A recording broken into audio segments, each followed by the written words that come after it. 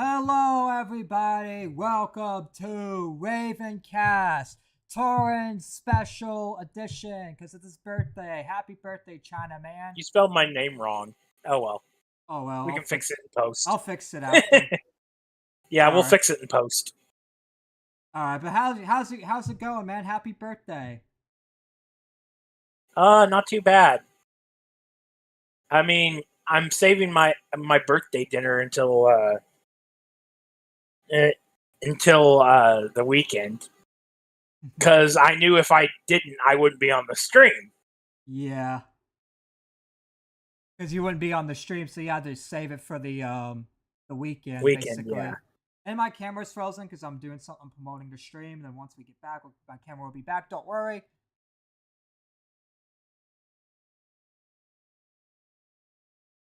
Hopefully chat's doing well. I'm putting it in the Discord.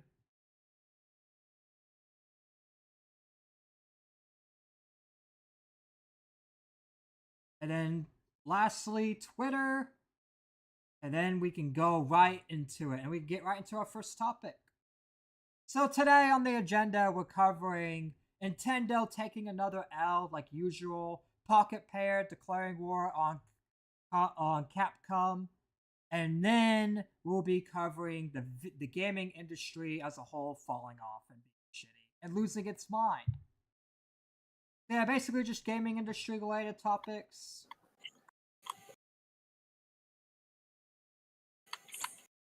Okay, once we do that.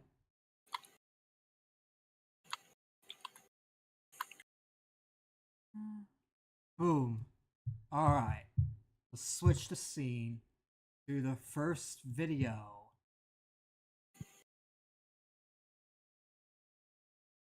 Alright, so apparently Nintendo has got hit with another lawsuit, and they're taking another L in this lawsuit.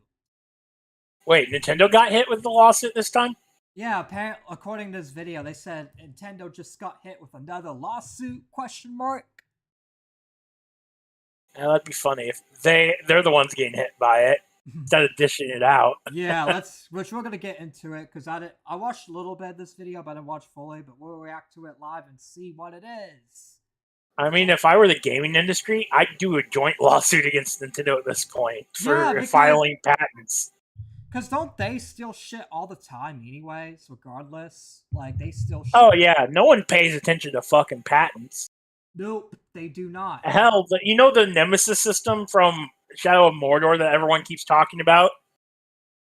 It's funny because the game Warframe has a system very similar to the Nemesis system. And WB Games has not done anything about it. I don't think WB Games even cares at this point, to be honest. Nah, they really don't.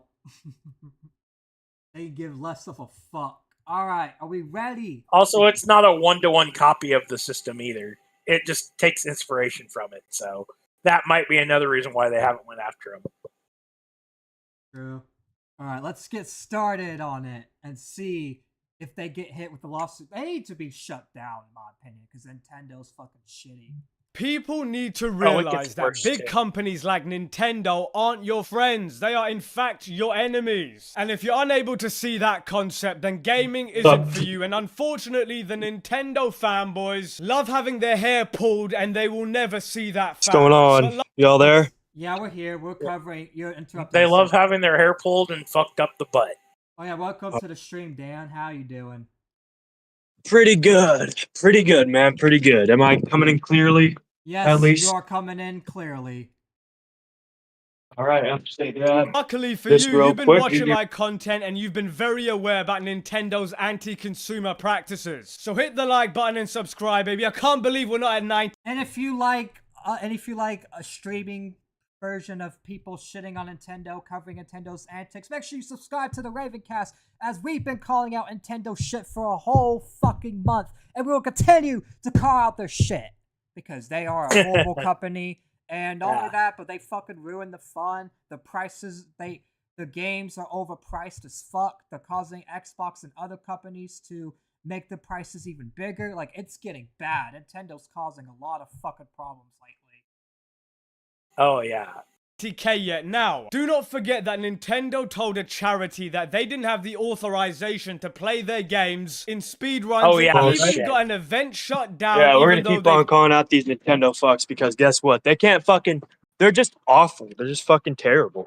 They are And we're gonna be doing that terrible. all month. The terrible human beings and a terrible company. Like, they don't give a fuck about you as the consumer. They really don't. And they don't care about the games or the products either. They just care about making money. It's one thing to care about making money, but you also got to care about the product too. You got to care about both things. You got to care about the quality and making money. You can't just say, "Oh, I just want to make money," and be done with it, because then you just look like a shitty piece of shit. Why should we buy from someone like that? You know what I mean? Yeah, no, I know exactly what you mean, right? And it's a shame that people don't understand this, right? Because at the end of the day, we vote with our fucking wallets. Companies won't do shit if we don't pay for it, right? I mean, the reason why Nintendo keeps on doing this shit to the fans, because the fans keep gobbling it up with these rose-tinted glasses. They thought Nintendo was a good company. Might have been in the 18 fucking hundreds, but I'm telling you, man, it has never been a good company. They have been really fucking terrible to people since the 90s when they really got popular. They've never been a good company. They were always litigious and crazy. 100%. There's even like stories of like it was that used to run Nintendo in the 90s, but he was kind of an asshole. He was. Oh, no shit. No shit. There were people that were making like concept arts or fan arts for fucking Pokemon, and Nintendo would say, "Stop that right fucking now, or we're gonna sue you." That's how fucking evil this company is. And they do it to their own fans too. Their own fucking fans that are making the art to praise them and promote them even more. They're threatening to sue. Don't ask questions. Just consume product and get excited for next product, as that clip goes. It's fucking ridiculous. And that's why I will never glaze Nintendo. Sure, some people do it, and I feel bad for them, but like, let's just be real, man. Let's just be fucking honest. They've always been like this, and the people who are finally waking up, good on them, but the people who keep on defending them, fuck them. It's just ridiculous. You shouldn't even do that. The company clearly doesn't care about you. They don't. If it's a company that cares about you and makes a mistake, okay, fine, I understand that. But this one obviously doesn't fucking care. This company obviously doesn't fucking care. No, they don't. Because if they did, they would listen to the fans and they wouldn't even sue people for making fan art. There's plenty of companies that don't sue for fan art. It's so fucking stupid. Yeah. Today is another fucking instance ambulance. of Nintendo Jesus Christ, this motherfucker almost ruined that ambulance. Fuck. This time they might Sorry, get that into a little bit of was off topic. But no. Oh, hey guys, sorry to interrupt. There's actually a website called suedbynintendo.com. Oh my god. Yeah? After this video, we send me the link to the website and we'll pull it up on stream.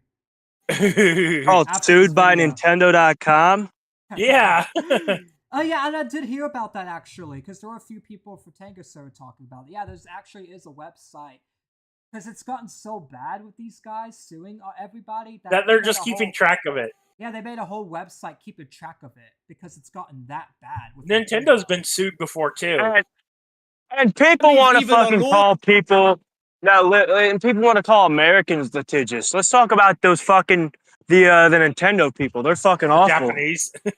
Yeah, whatever. It's not all Japanese people, to be honest. We can't put a blanket label on them, just like they do to us.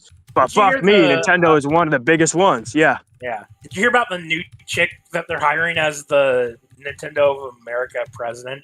She's retarded. Okay. Oh, and yeah, she sued me over saying that. She sued me over saying that. Oh, but yeah. I She's tried it in court. As fuck. I think they made the worst choice ever. She is such a retarded bitch. And guess what? They're doing a double whammy because the new CEO of Nintendo of America is a former Pokemon Company executive. So you got two special interest morons running the show now. Two giant retards who are a fucking litigation happy. Not to mention that bitch is a whacktivist. A whacktivist. I mean, I can't wait for Pokemon to start having fucking gay Bulbasaurs or some shit. Oh yeah, Smash JT did a video on the DEI bitch in charge of Pokemon Company. She's a fucking whacktivist.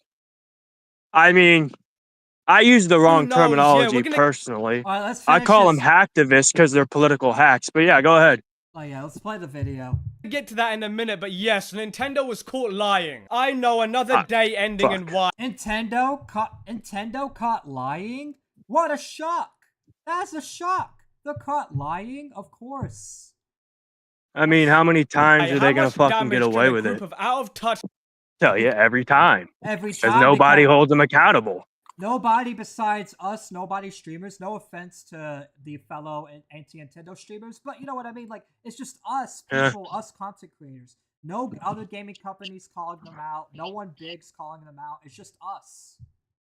Japanese businessmen do. I mean, look at Konami. We already know all about that. If only the animals could sue Nintendo for basing their Pokemon off their likeness anyway. We all know that game keycards were one of the most pointless ideas Nintendo has ever had. Yes! It was a terrible fucking night. And that's another thing, too.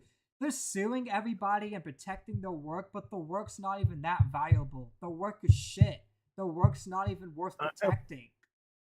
You know how dumb Nintendo is? Let's talk about suing everybody to, quote unquote, protect their work. Let me tell you this, right? The company that owns Pokemon, Jesus fucking, the company that owns Pokemon is very shy. Let's just be completely real Pokemon here. Company International, yeah. Yeah. Yeah, they're very shy. They don't like to be on the public media or fucking anything, right? Nintendo is putting a fucking spotlight on them by doing this dumb shit, right? By suing people. Yeah, suing Power World. Yeah, here's the funny thing, though. Nintendo's taking the heat because they're used to the bad publicity. You know what Legal Mindset said? He said to start tagging and calling out Pokemon Company International and putting pressure on them. And maybe Nintendo will eventually back off. Because they don't like the spotlight. I haven't seen... The thing is, I've never heard of that company until Legal Mindset fucking talked about it. What, you mean Pokemon Company International? Yes, I thought it was Nintendo. Legal Mindset. Legal Mindset. There's like a triple 30 split between them, Nintendo, and Game Freak. All right, let me do my bit real quick. Obviously, let me do my bit real quick. Legal Mindset. Legal Mindset. Legal Dick Sucker, more like it. Sorry, that's why Ethan Ralph. That's just the meme Ethan Ralph did. That was really fun. Oh, Ethan Ralph. Yeah. Okay, yeah. No, I don't have. I mean, I don't have any personal beef with Legal Mindset. That meme comes up. It's funny as fuck. Yeah. Fucking A. But no, every so like I said in the group chat, I don't have any current beef with Legal Mindset because he's hands-on about Hassan and other things and the video game companies. So honestly, Legal Mindset W in 2025. Yeah. W Legal Mindset. You heard it here, ladies and gentlemen. Why buy a physical Go back to see this retarded bullshit with Nintendo. Let's go on. If there's no cartridge inside, at that point you might as well just get a regular turn on digital my camera copy. and If you go ask on me, I think game mode. keycards are just some dystopian nonsense. Now, the reason why I think Nintendo might actually get into a lawsuit here is because it's weird how nobody talks about what's going on with this. It's one of the most blatant, visibly greedy things they've ever done. You can't even make any excuses or ill-informed arguments like tariffs or inflation in defense of this one. Now, we know one of the features... That's the problem, is they want to blame everything on Trump, tariffs, and all this shit just to excuse themselves. Like, how is the tariffs stopping you as a video game company from being good and delivering good prices? Nothing. Tariffs ain't doing shit to y'all. Yeah, you want to know what's funny about the tariffs? Stockpiles. They had stockpiles of these fucking consoles in warehouses, and they realized, oh fuck, we could turn up another quick buck by upping the prices and blaming tariffs so they don't come down on us. Fucking type shit is that? They need someone to blame. They can't blame themselves, so they gotta blame Nintendo's someone else. blatantly taking advantage of the situation and using the tariffs as an excuse. No shit, it's fucking retarded. Fuck me. Oh, this is gonna be hard. No thanks.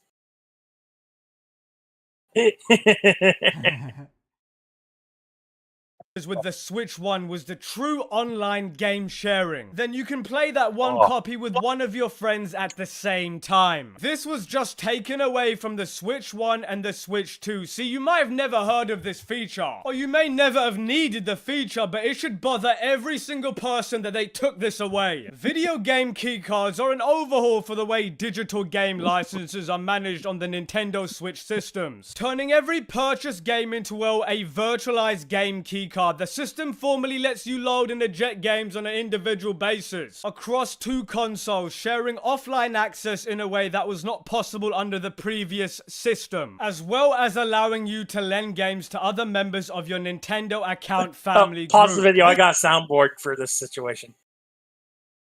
You piece of a gross. That soundboard is really needed, bro.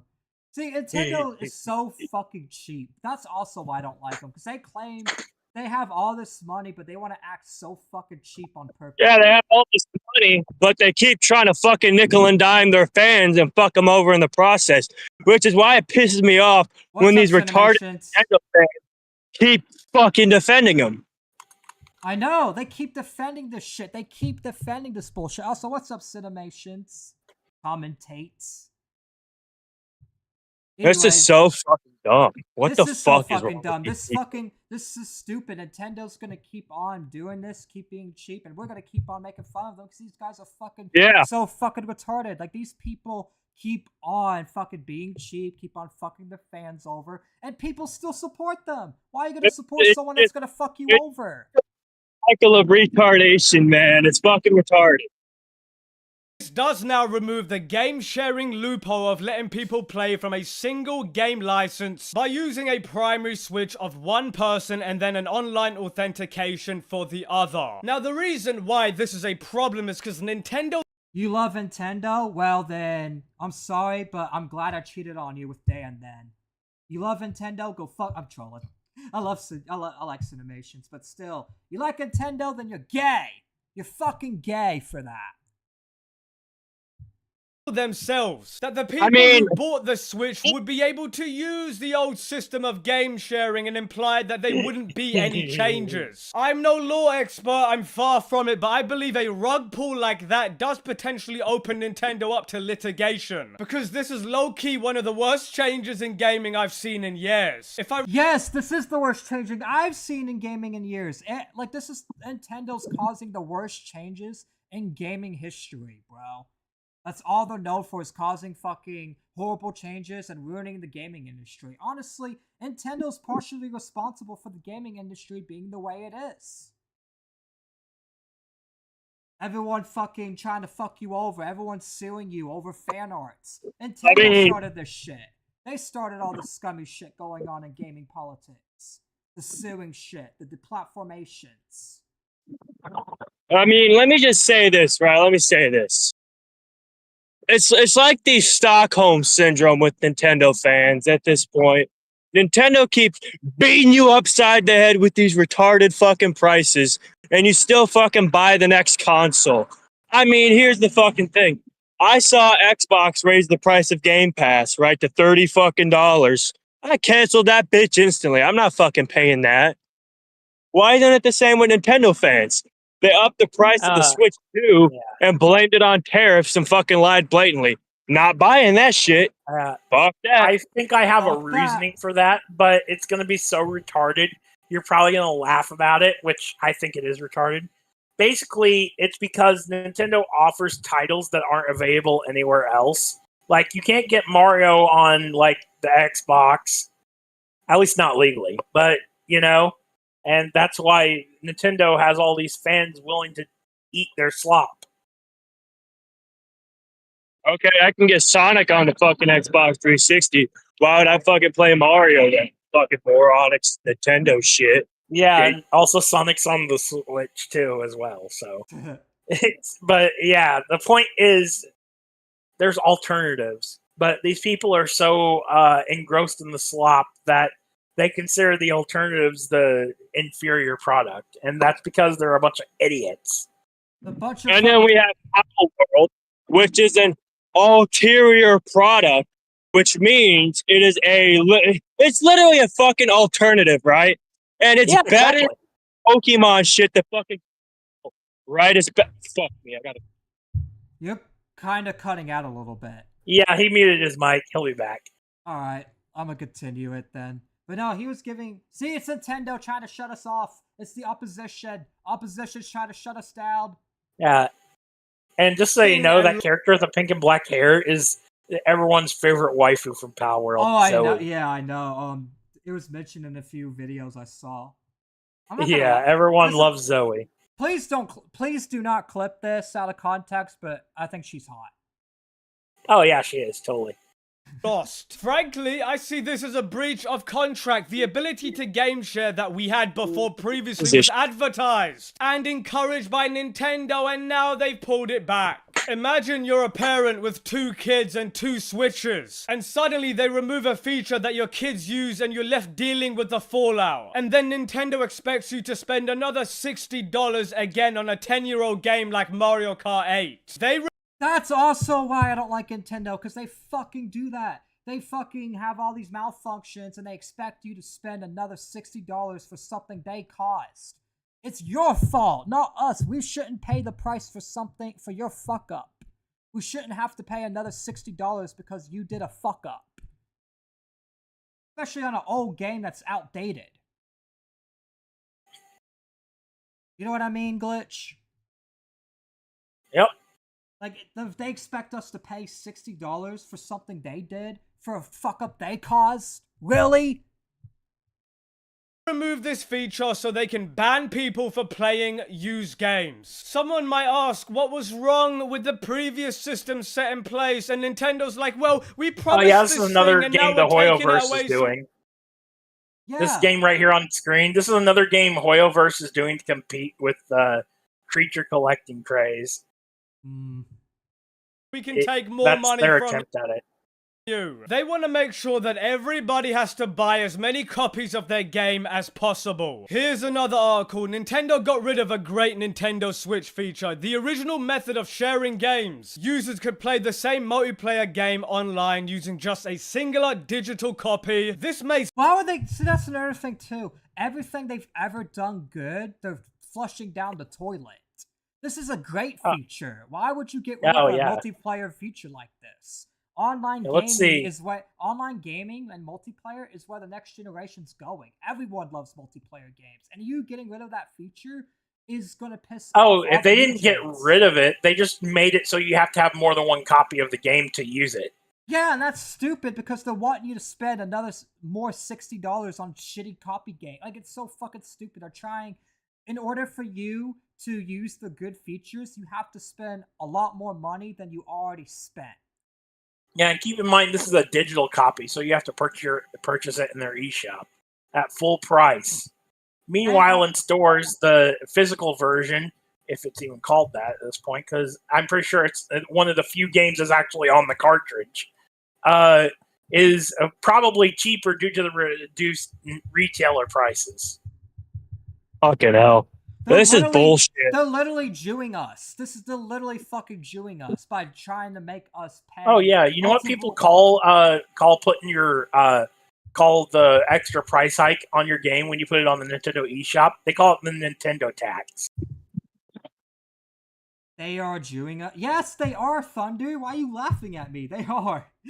They're nickel and diming us, bro. They're Jewing us. Seem like a cheeky exploit, but it was fully endorsed via the official Nintendo website. But yeah, it has since been removed.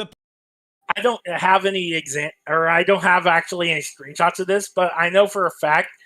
Go look on Steam for a game, and then a game that's been released on multiple platforms. By the way, not like an exclusive, but like I'll use Lobotomy Corporation as an example here. Lobotomy Corporation is on Steam for about $24.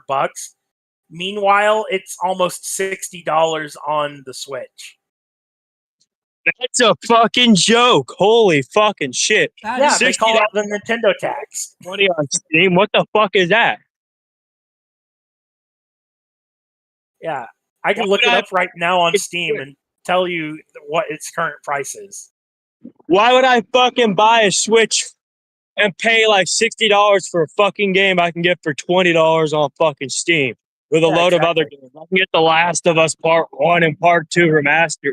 It's actually on sale right now, but yeah, its price is normally $24.99.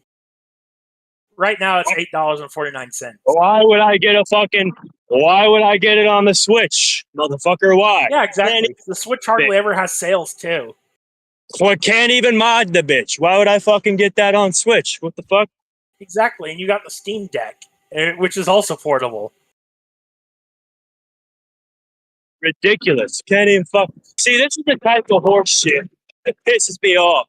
People don't fucking vote with their wallets, and now we end up with this bullshit. Yeah, and it's fucking everyone over on all classes, the poor, the middle class. Like, the only people that are not being affected is the rich because they have unlimited money. But people like us are being affected. Screwing us over. They're the ones screwing us over at this fucking point. They're trying to make it where they can do everything they want, and the poor can do shit. We can't do anything. Yeah. Yep. I mean, are you surprised? Nope. These people read Machiavelli in the fucking evil classroom type shit. A little complicated, but it meant that you didn't need to buy 2 copies of Splatoon 3. Who on earth would do that? Or Mario Kart 8 Deluxe. Yeah, why would we buy 2 copies just for a feature? Like, come on. Are you really this fucking retarded, Nintendo? You really think... I mean, yeah, you have fans that are that retarded, but the normal people like us are not that fucking retarded. And that's who's really getting fucked over. It's people with common sense. A lot of us are. I mean, have you seen Nintendo fans? Though I would argue they aren't normal. I'd be hard pressed to say. They are not normal. In fact, sorry. They've actually reduced Library of Ruina. This is actually the game I was referring to. They actually did reduce something 40%. It's $23.99 now. Normally it's $40. To enjoy them with your but that game on the I'm looking at the eShop. That game has nothing to do with Nintendo, right? Oh, this is the Switch price I'm talking about. They actually did a sale for it. That's funny. Well, yeah, because they kept getting backlash. That's the only reason they did it. It's because they kept getting backlash for it. No, they do that. They do that sometimes with certain games, but you don't see it a whole lot. But guess what? In like a few weeks, the prices are going to be back to $60. Oh, it's only 6. It's only 6 days. And still 6 days. Yeah. That's a joke. Oh yeah, let's do a sale for only 6 days. Yeah, it's literally $1 cheaper than the Steam version right now. Game night's far easier to set up. See, the thing is, Nintendo is allowed to change the licensing terms. Netflix does it all the time. It might seem like forever ago, but Netflix account sharing was once a thing, and now it's basically over. But the good thing about Netflix is that it's a service you can disable at any time. Whereas with consoles and games, you bought them and you're supposed to own them. However, they're able to modify something you've owned against your will. And we already know that buying a Nintendo game doesn't make you the owner of the game. You just supposedly lease it for a while. But I'm sorry, funny. It's still disgusting. I just checked Library of Ruina on Steam. It's being sold at a reduced price as well. What's the price on Steam? It's 55% off. It's at $13.49. And its normal price still beats it at $30. Whereas on the Switch it's $40 normally. That a fucking surprise. You're still getting scammed on the Nintendo. You can't just refund your game. You're basically stuck with it. And if I remember correctly, Sony lost a class action lawsuit for doing this with the PS3. They specifically started patching out features that were used to sell consoles. That is something me and you would call false advertising, and it's time for history to repeat itself. I doubt it, but it is false advertising. That's all Nintendo does is false advertise and claim, oh yeah. That's all they do. All they do is falsely advertise. And the fans fucking eat it up. It's fucking stupid at this point. How many times are Nintendo fans going to keep getting falsely advertised to, lied to, manipulated, nickeled and dimed, and still fucking buy from this goddamn company? How many times do it happen before they fucking learn? They'll never fucking learn. And that's the problem, is they'll never fucking learn because they can't see no the matter other what side. we say, They can't see our fucking learn. opinions. They can't hear us. And a lot of them won't even hear us out. That's another thing. They won't hear us out. Yeah, that was funny because the supposed Nintendo fans won't hear us out. They'll call us out so much that it gets a fellow Nintendo criticizer who's not even going to be doing that for fucking ever to join us and talk about it. What the fuck? So much for these Nintendo fans being tolerant, dude. Fuck me. They are definitely, they are far from tolerant. I remember when I announced that I was going to interview Fratanga, all the Nintendo fans attacked me for interviewing him and tried to push me out. But instead, I interviewed him, and now they're all silent because they're all fucking bitches and pussies. Yeah, they said, didn't these fucking morons say Fratanga wouldn't come on stream? They said we were fucking nobodies. Yeah, he came on. Surprised he came on the fucking live stream. Yeah. He could be coming back eventually too. Yeah. He even said he would come back. So yeah, we're gonna have him back, and it's all because of these Nintendo ball washers because they blew up. I don't think he really answers his DMs on Discord. Yeah, but they blew up. But they blew. People don't really use Discord, so. But they blew. But that's the thing. Hold on. They blew up his notifications, so that's what made him join us, because they blew up his notifications, crying like bitches. Let's finish this first video so we can get into Fratanga's video on PocketPair declaring war on Capcom, aka Capcom. Sure. Capcom, strict licensing measures or for the Capcom, Xbox One. as you were trying to Everybody revolted and had them revert those decisions. I guess nowadays that stuff doesn't work. We just don't fight for our rights anymore. We've grown complacent since then. And speaking of Sony and Microsoft, the PS5 and Series X, as far as I know, you can play the same games at the same time with somebody else on a different account. I wonder if Microsoft is looking at Nintendo doing this and they're like, maybe we'll disable that feature too now. Anyway, look, Nintendo hates you as a gamer, you should remember that. And the best Nintendo device you can get is anything you can emulate it on. Stop supporting companies that despise you. Here's a friendly reminder, Nintendo is the same company who managed to convince the masses to buy literal cardboard for $70. Literal cardboard for $70. That's what I'm calling it. Cum is my favorite breakfast, lunch, and dinner. I love cum! Sorry, I thought it was appropriate. It is. These Nintendo fans just love gobbling it up, bro. Let's just be fucking real here. Bunch of dick gobblers. Yeah. Dick gobbling assholes. They'll cover anything. I have no idea why, but the phrase dick gobbling just sounds... It's just insane. That's all they do. I mean, that's all Nintendo fans do is gobble Nintendo's dick all day and night, 24/7. I mean, it's kind of funny. Kind of funny how that works, right? It's kind of funny.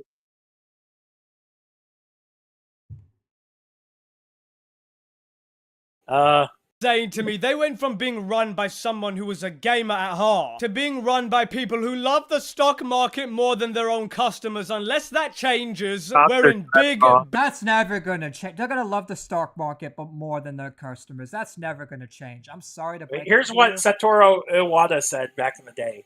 He took this CEO took a 50% pay cut to avoid layoffs. If we reduce the number of employees for better short-term financial results... Do you see any other company doing that? Nope. No, it was unheard of at the time. Yeah. That's how much he cared about the company. Trouble.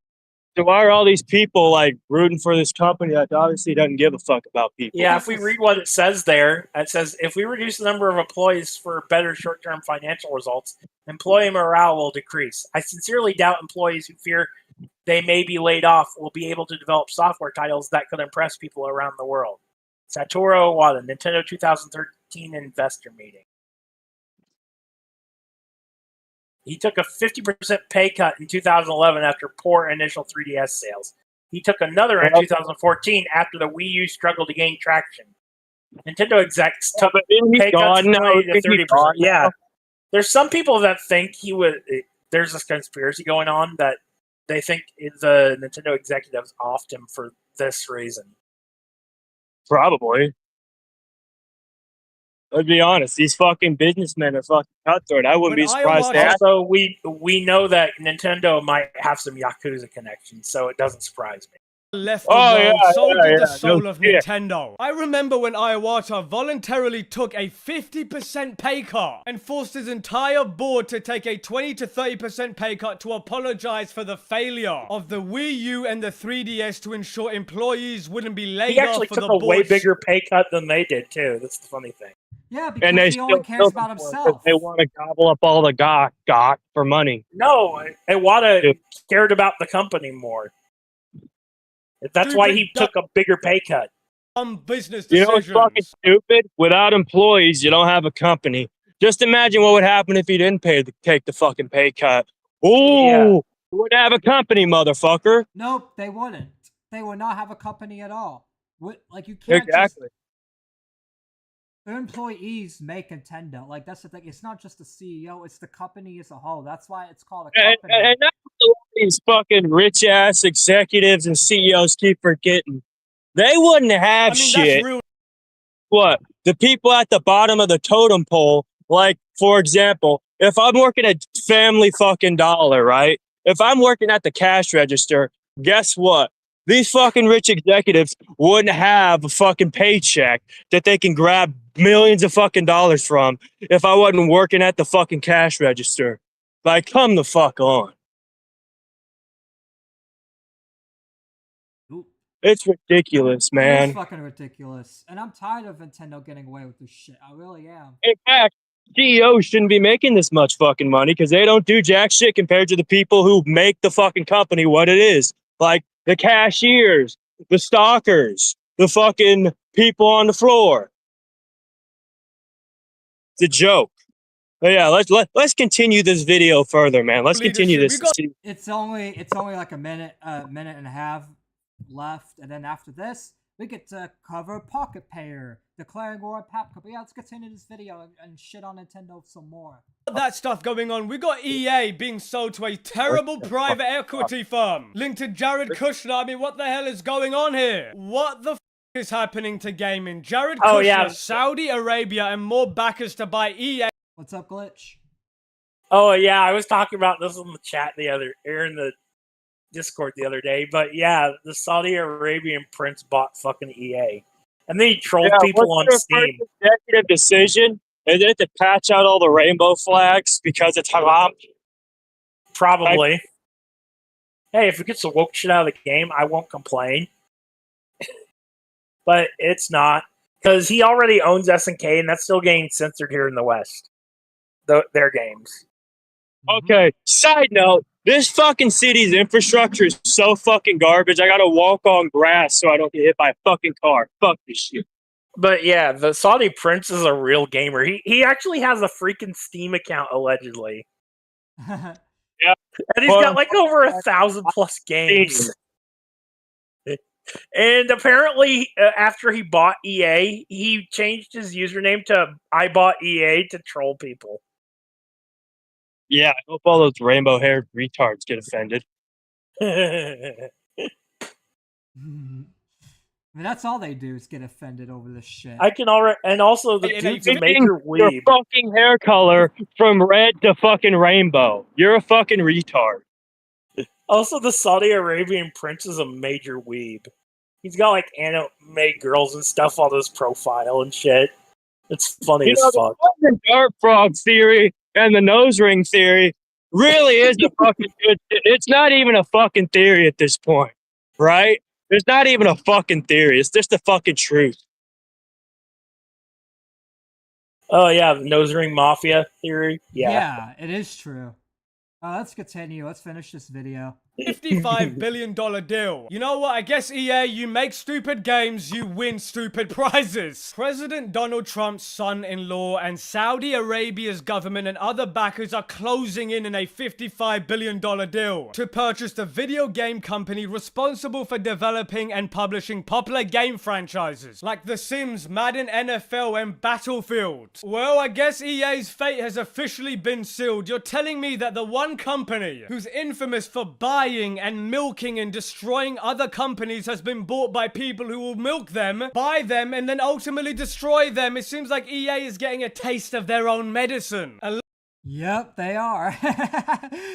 Electronic Arts, or EA, announced on Monday, September 29th, that it will be privately acquired by Saudi Arabia's public investment fund, Silver Lake and Affinity Partners during the 2027 fiscal year. The latter of the investors, Infinity Partners, was founded by Jared Kushner, Trump's son-in-law, who is married to Trump's eldest daughter, Ivanka Trump. If you thought the stupid loot boxes, the slot machines in Madden or FIFA or 2K were bad, then you haven't seen nothing yet. If you haven't boycotted EA back then, you should probably boycott them now. There's no reason for game companies to be owned by national governments. And on that bombshell, I guess we're not gonna get that Mass Effect. You can tell those two had a lot of fun with that video. Nintendo's already owned by Japan, all right? That's why it fucking is able to even put a lawsuit against fucking Power World. What's the fucking... Why are people upset with Nintendo owning fucking Saudi Arabia owning fucking EA? Why are people upset about that, huh? It's mostly the games journalists sulking because they're like, but my diversity. Journalists fucking suck. They fucking suck. They ruin everything they fucking touch since 2013. Who gives a fuck what they think? Yeah, does. I know. It's just fun to make fun of them. All right, so what's your final thoughts on that segment while I get the other video pulled up on Nintendo getting... Basically, it's getting another fucking L and fucking being shitty and scamming. Hopefully, Saudi Arabia buys Nintendo next. Fuck this shit. Fuck that. Hey, I don't think they can buy many more companies before it gets considered a monopoly. Yeah, because you can't buy too many. But who knows? Because they own... The Saudi Arabian prince also owns SNK, another company that makes fighting games like Fatal Fury. Yeah, did that company start to suck after it was bought, or did it tend to go uphill? It's actually been doing pretty well, though the games released here in the States still occasionally get censored. Oh, so okay. So the game got censored here in the States, right? That's what happened? Yeah. Okay. Big fucking surprise. Big fucking surprise. It's the localizers mostly doing it. That's the thing. All right, so we are on our second segment. Power. On another note, I said this before, but the freaking Saudi Arabian prince is a total weeb. All right, let's. All right, so Glitch, which I watched a little bit of the video, but you have more of a better summary. I watched the whole thing, so give a summary of what we're getting into. Okay, so there's a guy that used to work at Capcom. He doesn't anymore. And basically, he was interviewed by a shitty gaming journalism website, and he says you shouldn't buy Power World because I can't remember the exact reasons, but he was basically being an asshole. That's why he said that's what he being an asshole, basically. And people are roasting him in the comments of his YouTube video. That's the funniest shit. Yeah, he did a YouTube video. I'll tell you. I'll fucking tell you why he said it. I'll tell you what he said. Don't buy Power World because I suck Nintendo's dick. That's why. Probably. You're not wrong. That's what they do. I mean, that was probably code for what he was saying, but yeah. All right, let's continue. All right, let's get right into it. The dude's a washed-up old man anyway that has nothing going for him. I do love the hardcore focus on Nintendo as a company recently. I mean, it doesn't absolve what other companies are doing. Sony, or especially Microsoft, who raised the price of their console, and just today... And we're getting into that, the other segment. Like, it's the other gaming companies, too. It's not just Nintendo that's a piece of shit. That's just one of our favorite targets. But no, it's a lot of these gaming companies. Nintendo's not the only one. Xbox doing that slimy thing, changing Game Pass to $3 a month. Wasn't it like $5 a month originally? Yeah. It was originally. Yeah, it was. Yeah, it was. That's a huge price hike. That is a huge price hike. That is a very, very much. If I recall, it was either $10 or $15 for Ultimate, and it was $15 for Ultimate at first, and then they canceled Xbox Live Gold, and then they upped Xbox Game Pass to $20, and now it's up to $30, which is fucking dumb as fuck. I want a fucking deal with Phil Spencer in a boxing ring. I want to box that retard because I think somebody give him a factory fucking reset. They need to fire Phil Spencer because he has done nothing for the company since he's been there, pretty much. He has. I've actually heard stories that most of the time he's playing Xbox games instead of working. Well, I'll give Phil Spencer this invitation. I'll give Phil fucking Spencer this invitation, all right? I'll fight him in a boxing ring, okay? If he wins, he can maintain control over Xbox. If I win, I punch him in the jaw and he has to step down. Aren't you going to punch him in the jaw anyway when you box him? No, I'm going to punch him in the jaw after he gets back up. That's just, I want to make it, I want to cement the fact that he lost. Is the price of... All right, let's get into the video. Game Pass. Lots of companies give you plenty of reasons to hate them. But I haven't seen this much hatred of one company since Microsoft with the Xbox One. Granted, I mean, the console's flying off shelves, so a few YouTube videos shouldn't really mean anything, and yet they are so effective. So many Nintendo guys get pissed off at us, as if they come to seek validation. The super effective sound effect in the background there. And that's the thing, these Nintendo guys do get pissed off at. They got pissed off at me for just interviewing for Tenga. Literally. Yeah, you know what's retarded? You know what's fucking stupid about these morons? They can't take criticism. We criticize their favorite fucking company for being scumbag pieces of garbage, and they yell at us. Do I get mad when people criticize Xbox and Microsoft as a whole? Fuck no, those companies are retarded, but I still have the console. These people act like Nintendo is the great fucking messiah of humanity. Fuck these morons.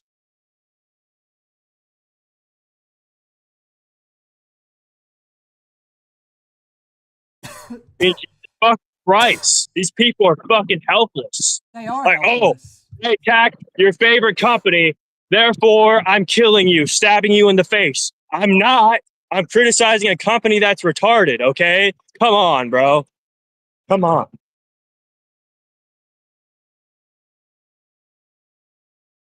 And guess who I stumbled upon again today? There's the police. And hear one good thing about Nintendo from a channel like mine. You ain't gonna get it. What? I'm not going to sit down until you say something nice to me for once in your life. Why is he making that face? Why are you making that face for Tenga? You look like Darkside Phil. Don't do that. I don't know. Why? Probably got brain cancer from these stupid fucking Nintendo morons, dude. Fuck these guys. Either there he's getting off to Nintendo fan tears, one of the two.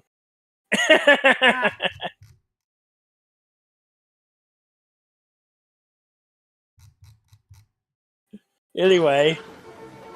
Your hair looks small. You've tuned into the wrong place. I mean, if you want toxic positivity, I can name you a bajillion Nintendo channels that at one point didn't exist.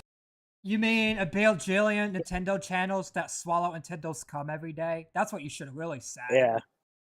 I mean, yeah. Are we fucking surprised? I mean, come on. If they said anything negative about Nintendo while showing a fucking gameplay of Pokemon, they'd be fucking railed with fucking ceases and desists. Let's just be fucking real here. Nintendo wouldn't allow it, okay? It'd be like copy strike, right?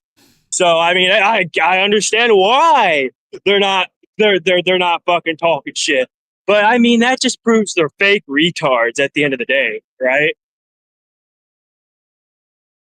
Because Nintendo didn't allow them to, and now they exist to worship Nintendo, who didn't allow them to exist in the first place. Dude, you're a fucking cuck. The relationship between Nintendo guys. Oh, Leafy bro, for Tega watched that's a Leafy edit. Yeah, he just made fun of that one Nintendo dude. I forgot his name. Yeah. I think it was like Nintendo Prime or something like that. Yeah, Nintendo Prime. Yeah, Nintendo Prime. Nintendo Prime fan. Oh my god, this is funny. Isn't he like 46 years old? Yeah. I guess, and he has kids. That's the funny part.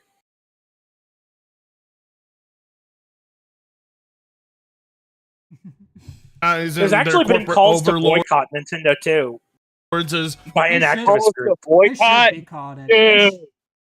That isn't going to fucking happen. I tell you the reason why the boycott for Nintendo isn't going to happen. Yeah, I know it's not going to happen. There's a ton of retarded millennials and fucking Gen Xers who will not stop buying these retarded fucking companies' products, okay? Oh, yeah. Fortega actually did a video on that. Die off, right? We're going to have to wait till they die off, inevitably. Like the boomers, if we want to get in office.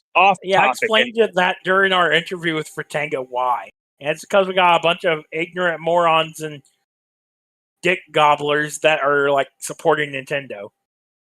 Yeah, they live in the past. They live in the fucking past. Most of them are stupid little kids, too. Oh yeah. But I will be honest. There's more of these rose-tinted glasses wearing fucking Gen Xers and millennials that fucking suck off Nintendo more than fucking, like, people my age and, like, the fucking Gen Alpha. Let's be real, okay? Oh, yeah. But I'm saying that's the major demographic right there. Yeah. We were mad at the LGBT for grooming children. We should be mad at fucking Nintendo for grooming children. Yeah, we should be mad at Nintendo for the same thing. You would figure after trying to make it so that content creators couldn't upload a single bit of Nintendo-related videos without paying Nintendo a fee before they inevitably scrap that Nintendo would be seen as the biggest enemy. But no, they're being defended, and not just by content creators. It's much worse than that. Right. As the Nintendo and PocketPair lawsuit continues to heat up, with more info being spilled than beer on my keyboard, it's quite important to remember there are people in the gaming industry rooting for Nintendo. And it's important. And why? Why are they rooting for Nintendo? I don't get it. Why would you root for a company that will screw you the fuck over? Why? Why do people do that? I mean, why not? These people are retarded. Oh, edgy. I said retarded. Yeah, I fucking did, dude. These people are fucking stupid. Well, you are autistic. You are autistic, so you have the retard pass. I mean, I don't give a fuck. They're just. I'm gonna fucking throw out the word retard like I'm Oprah throwing out. You get a fucking whatever the fuck. Okay, fuck this. You're a retard. You're a retard. You're a retard. If you fall for a fucking company bullshit that doesn't even treat you right, fuck off, bro. Fuck off. Yeah, like I don't get why people like to do that, like to suck off a company and content creators that don't look under your chair. Sorry, I don't put them on the spot, because when it comes to Capcom specifically, the fact that they think that they have any right to even hold an opinion like that really puts into question how disconnected are gamers from the industry that creates the products they buy. Well, they're not gamers. Let's just say they're not gamers. They just there's a difference between gamers and people who play video games. And I hate gatekeeping like this because it ruins the whole fucking experience for both. But these motherfuckers who do this shit, who don't know the disconnect between the gaming companies and the gamers, they're people who play video games and they don't give a fuck. The gamers know. And we've been trying to wake up these fucking morons for 20 fucking years and they still don't listen. These guys are fucking stupid. And so are the corporations that keep doing the bullshit, right? Because they wouldn't be where they are if they wouldn't be where they were without the gamers, okay? And they need to start listening to us, because when the hardcore demographic that makes up your fucking franchise goes away, you're left with people who are going to rock the boat and jump ship as soon as the boat starts to fill up with water. Mm-hmm. All right. It's definitely and you're not wrong, Dan. Like, you're speaking 100,000% facts. A lot more disconnected than the average Nintendo Switch 2 online lobby. Former Capcom designer Yoshiki Okamoto sparks backlash in Japan by saying Palworld has crossed a line that should not be crossed. That's what he said. Hold the line! Hold the line! What did Palworld do? Palworld hasn't done anything but just make the game. Nintendo's the one crossing the line. Nintendo's the one suing them. I mean, that's why Nintendo's going after it, because they're making a successful fucking copy of the same formula they use. But, I mean, Nintendo's salty because that means they're going to have to fucking innovate, and they don't like to do that now, do they? No, of course not. Anyway. I have no idea what this meme is. Isn't it? These lines don't exist until the big AAA companies like Nintendo and Capcom are the ones that get fucked with. You ever notice that? You ever notice that Capcom never says sorry when they cross a line between the consumer and their shit? Of course not. They're never gonna say sorry. I mean, why would they? Exactly. Their whole goal is to fuck over every customer, man. It's not a big surprise. They're not going to say sorry. Oh yeah, I'm gonna fuck over the customers and say sorry for it. That'll make it better. No, that ain't gonna make it better. What the fuck? Like, bro, that's so fucking just... People be thinking so fucking retarded at times. Business practices or Nintendo, or how much they have blatantly ripped off other companies. You know, there's no line there. But then along comes this indie developer who makes a record-breaking game by outdoing the big top AAA developers, and all of a sudden, a line was crossed. One that has apparently existed and we never knew. We're just finding out now because the poor AAA company's fifis were hurt. The Nintendo and Pokemon... You know what's weird? It's like they claim they have all these lines and rules, but they never speak out about it until it affects them and them only. Because it's unwritten rules. Yeah, it's unwritten rules. Exactly. They have all these stupid gay unwritten rules. It's like, why are we gonna follow unwritten rules that they don't follow themselves? You know what I mean?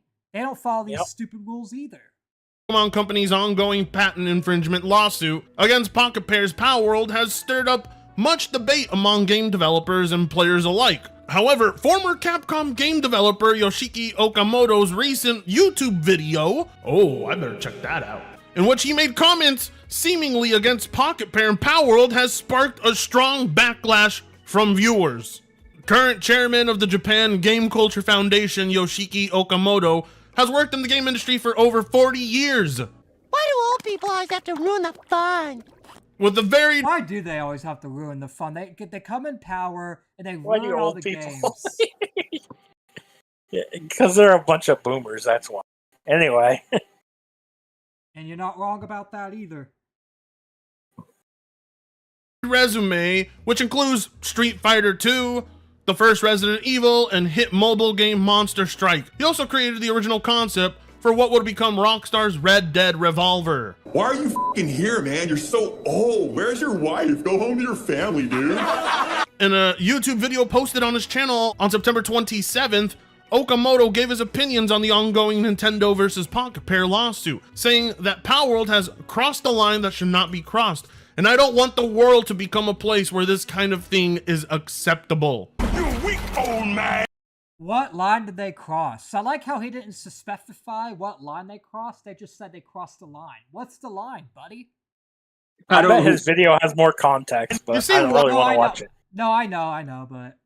He's getting ratioed anyway in the video. People have taken a turn on the AAA industry. You see, when they're talking about lines, we know they're not talking about creativity here or original ideas. If the industry had any of those things, we would not be getting our constant Soulsborne clones, or our COD clones, or our PUBG clones. I mean, everybody shamelessly copies each other. That's the gaming industry. And for this Yoshika Okamoto guy to pretend he's also not part of that problem is hilarious to me. It's obvious what he means is the line that was crossed was a financial line. Palworld did what no indie dev is supposed to do, and that is outdo the precious AAA developer who's been around for so long. And because they outdone them, and that's why they crossed the line, because they became better.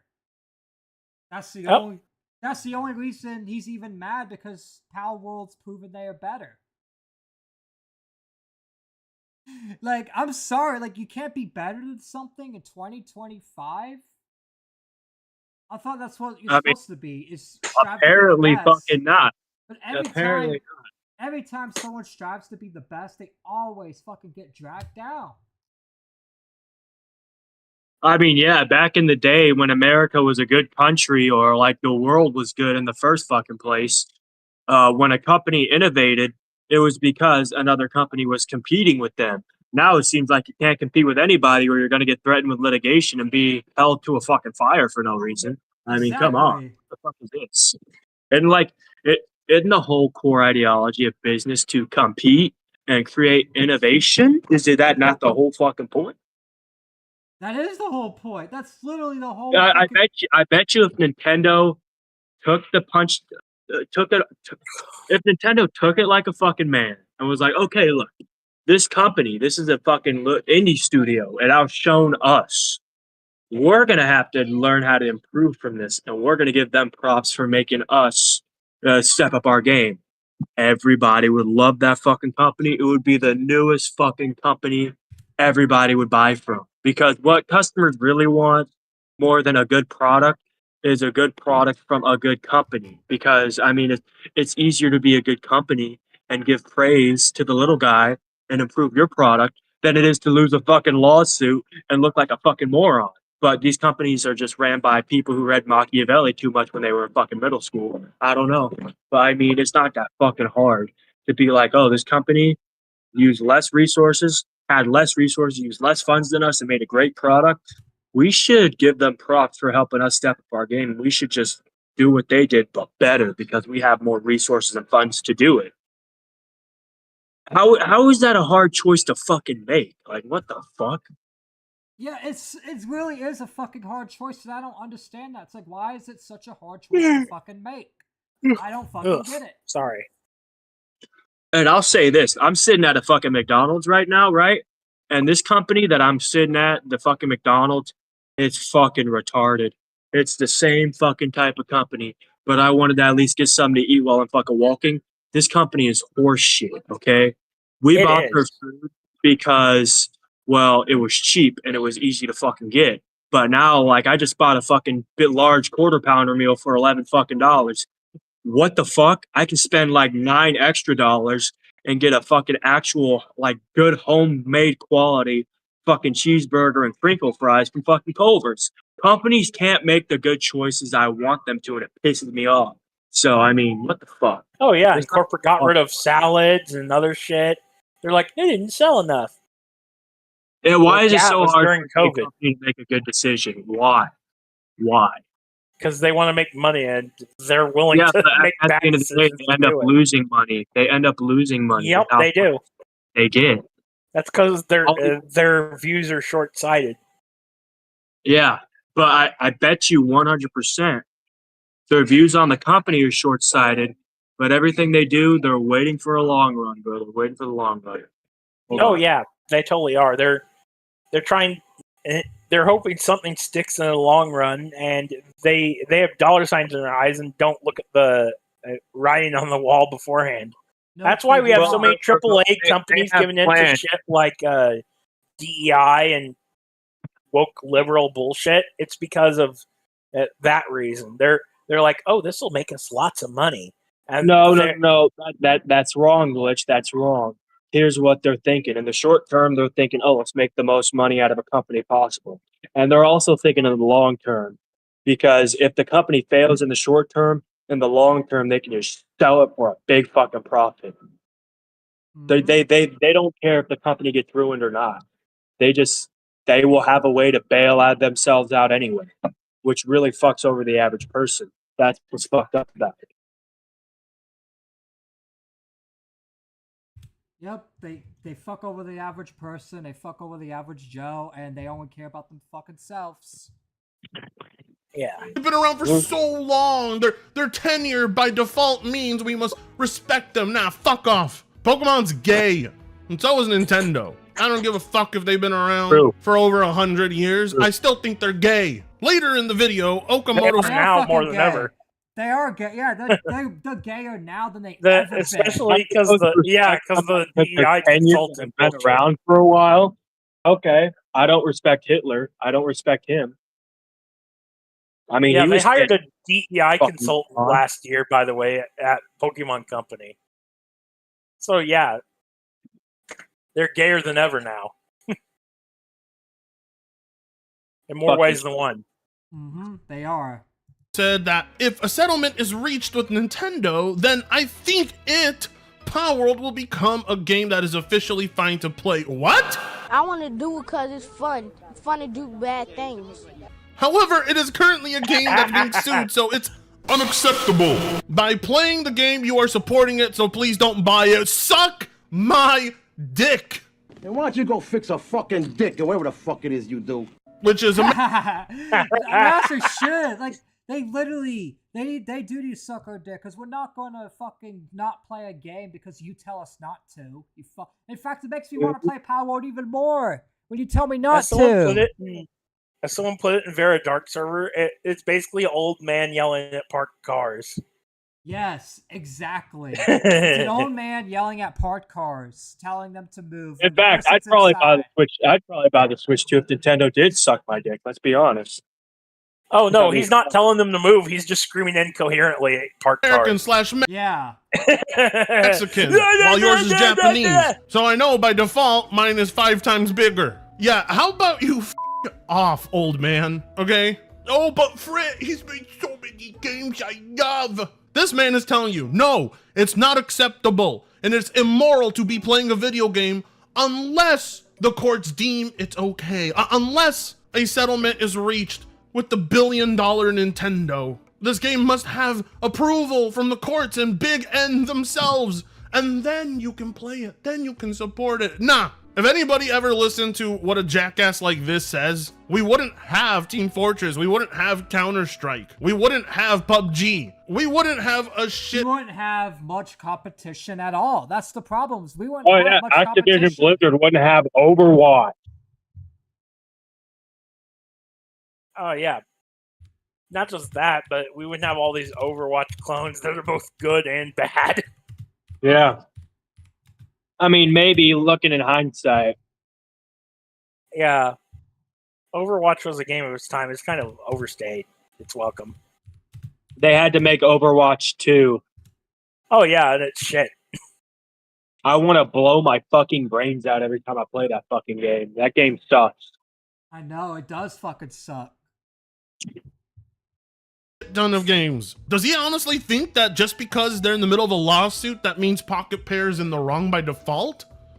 What kind of logic is that? How is it possible that he doesn't think to himself, Nintendo is obviously in the wrong? Go look at Pokemon Legends EA. Go look at Sword and Shield. Go look at the recent entries. That's a real concern. Not the fact that Palworld exists. Palworld wouldn't even be a problem if Pokemon would step their game up. But either way, that's a whole different discussion. The sheer ignorance coming out of this veteran is astonishing. Never meet your heroes. Thank God he wasn't mine. But how can someone with this many years in the industry say something so foolish? It's unacceptable to play Palworld until they pay Nintendo what they owe them, or until they reach an agreement with Nintendo. Fuck no! That means Fuck no! Like, why would we not play? If they pay what they owe them, they're gonna go under. Not because they're broke or anything, but just because that's part of the deal for the settlement. If Nintendo wins, PocketPair has to dissolve and Palworld has to be destroyed. That's literally what happens if they settle and lose this lawsuit. What PocketPair can do is just fucking send it over to the U.S. or Russia. Actually, well, they're getting patented here in the U.S. too. That's the problem. Don't fucking matter. The patent office has even admitted they fucking screwed up recently. So yeah, you just write to my congressman and tell him you fucked up, moron. Go after the patent office for being stupid, but they won't fucking do that. I don't know. Apparently, it was just approved by some old boomer who doesn't know jack shit about video games. Okay, well, that boomer should be fired. Fuck him. Get rid of his pension. They're all old boomers that don't know anything about video games, though. That's the fire them all. Fire them all. Fire anyway, them all. Get rid of them all. They're telling us we need Nintendo's approval to play these titles. Fuck you. The last thing I want is for the approval of some billion-dollar corporation. You think that shit matters to us? That only matters in your field. We're ass-kissing and taking dick from the back is how you keep your job. Of course, the corporate guys are going to take that line. Yeah, but no, it's not even just about loving the line. The line's accurate because that's what they're doing. They're literally. Yeah, I know, but it's such a good line too. That's the thing, and it's true. Yeah, like you said, it's true. It's true. Like, these people fucking suck. They're ass lickers. Of course we're gonna call them ass lickers, because they are! They need to stop licking Nintendo's ass! Stop it! Stop it! Stop washing balls. Take the side of a... Only wash your own balls. Don't wash Nintendo's balls. They can wash your own balls. You fucking gay fucking fat... Okay. Sorry, I about went too far. I about went too far. Corporation. But to hear it coming from this man, now that's painful, because usually I expect this kind of shit from Nintendo fanboys. To hear it from someone who's been in the industry that long, it goes to show you that this problem extends far beyond the corporations with too much. Let's be real, he probably doesn't even believe what he's saying. He's just doing it just to kiss Nintendo's ass. That's all he's doing it for, is to kiss their ass. Well, that, and he's an old man that clearly is senile and doesn't know what the fuck he's talking about. And he probably has dementia. Let's be fucking real. Oh, yeah, totally. Free time and money. A lot of it stems from the absolute ass kissers that work for them, like this dude. This comment and his labeling of PocketPair is an anti-XXX. Okamoto bleeped out and distorted the last kanji character of the word in both the audio and subtitle in the video. Prompted a flood of criticism in the comments, and many did not hold back. The majority of commenters interpreted Okamoto's half-obscure term as hansha, or antisocial force, an abbreviated term often used to describe criminal organizations like the Yakuza. Oh my god.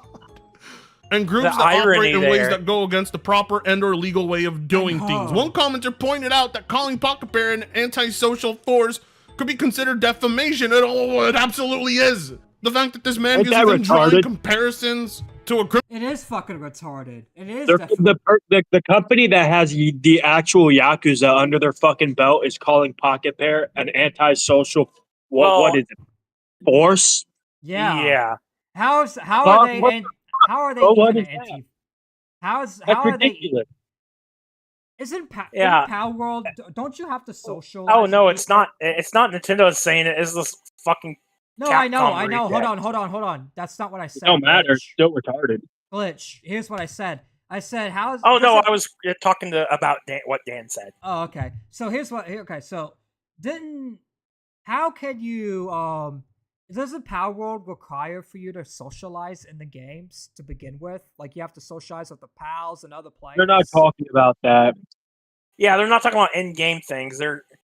So, this is criminal-related in the real world. In other Asian countries, antisocial forces basically means criminal organization that goes against societal norms. Okay, yeah, that's slander. That is definitely fucking slander. What the fuck? Why would you... Yeah. Where's this... See... Oh, yeah, let's continue. Criminal organization from his homeland is insane. This is what the AAA industry actually feels about gamers like you and me. They think we are comparable to goddamn criminals. Because instead of buying their slop, we're buying somebody else's video game. And what? So we are supposed to be compared to criminals just because we buy a video game we like. And we don't buy from the multi-million-dollar companies that Jew us. How's that supposed to work? Like, these people are fucking retarded. They are so fucking retarded. I mean, we're autistic and they're fucking dumber than us. Jesus Christ. And you know what's crazy? This old guy is supposed to be smarter than us.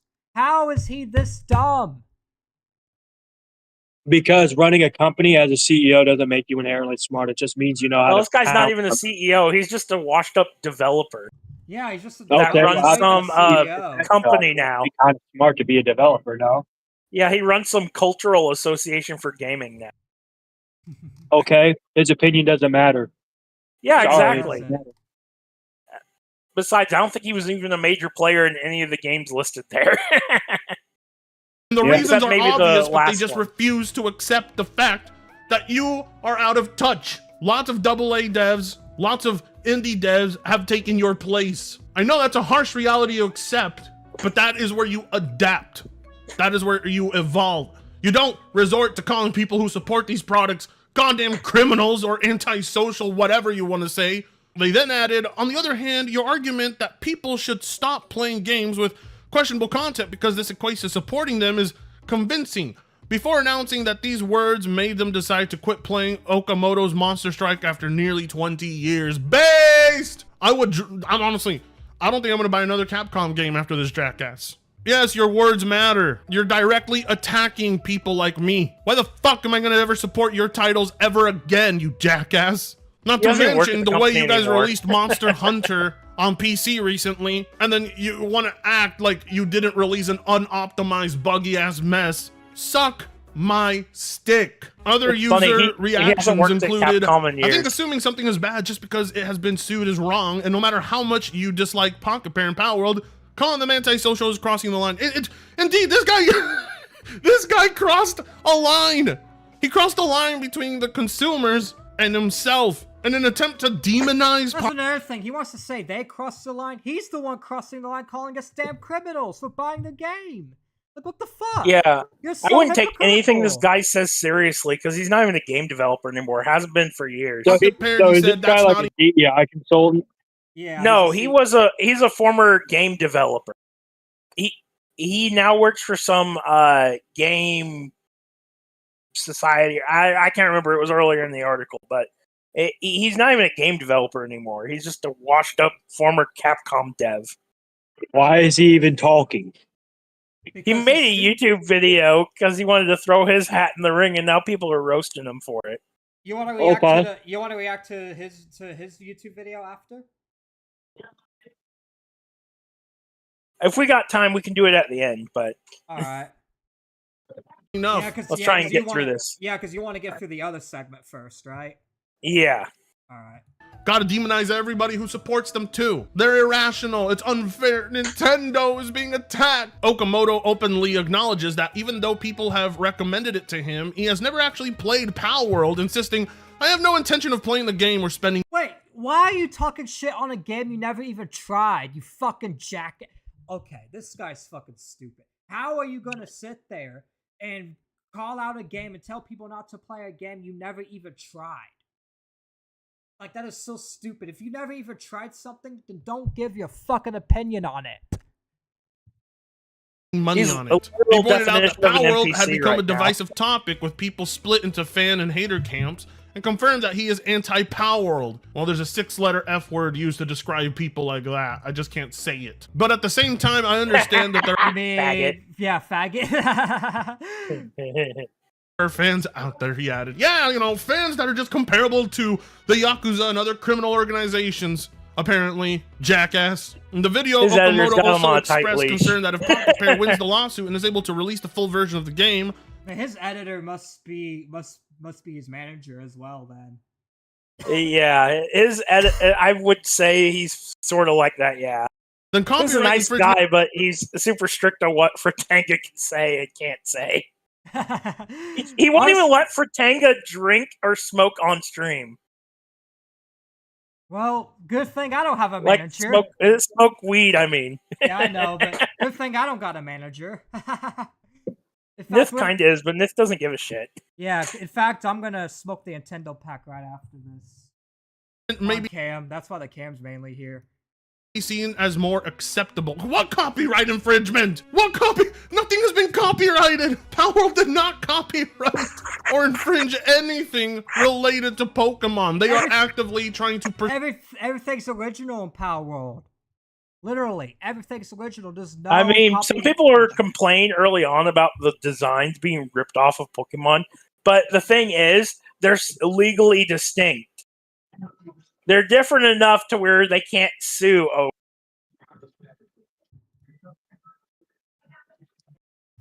I mean, hold on. By that logic,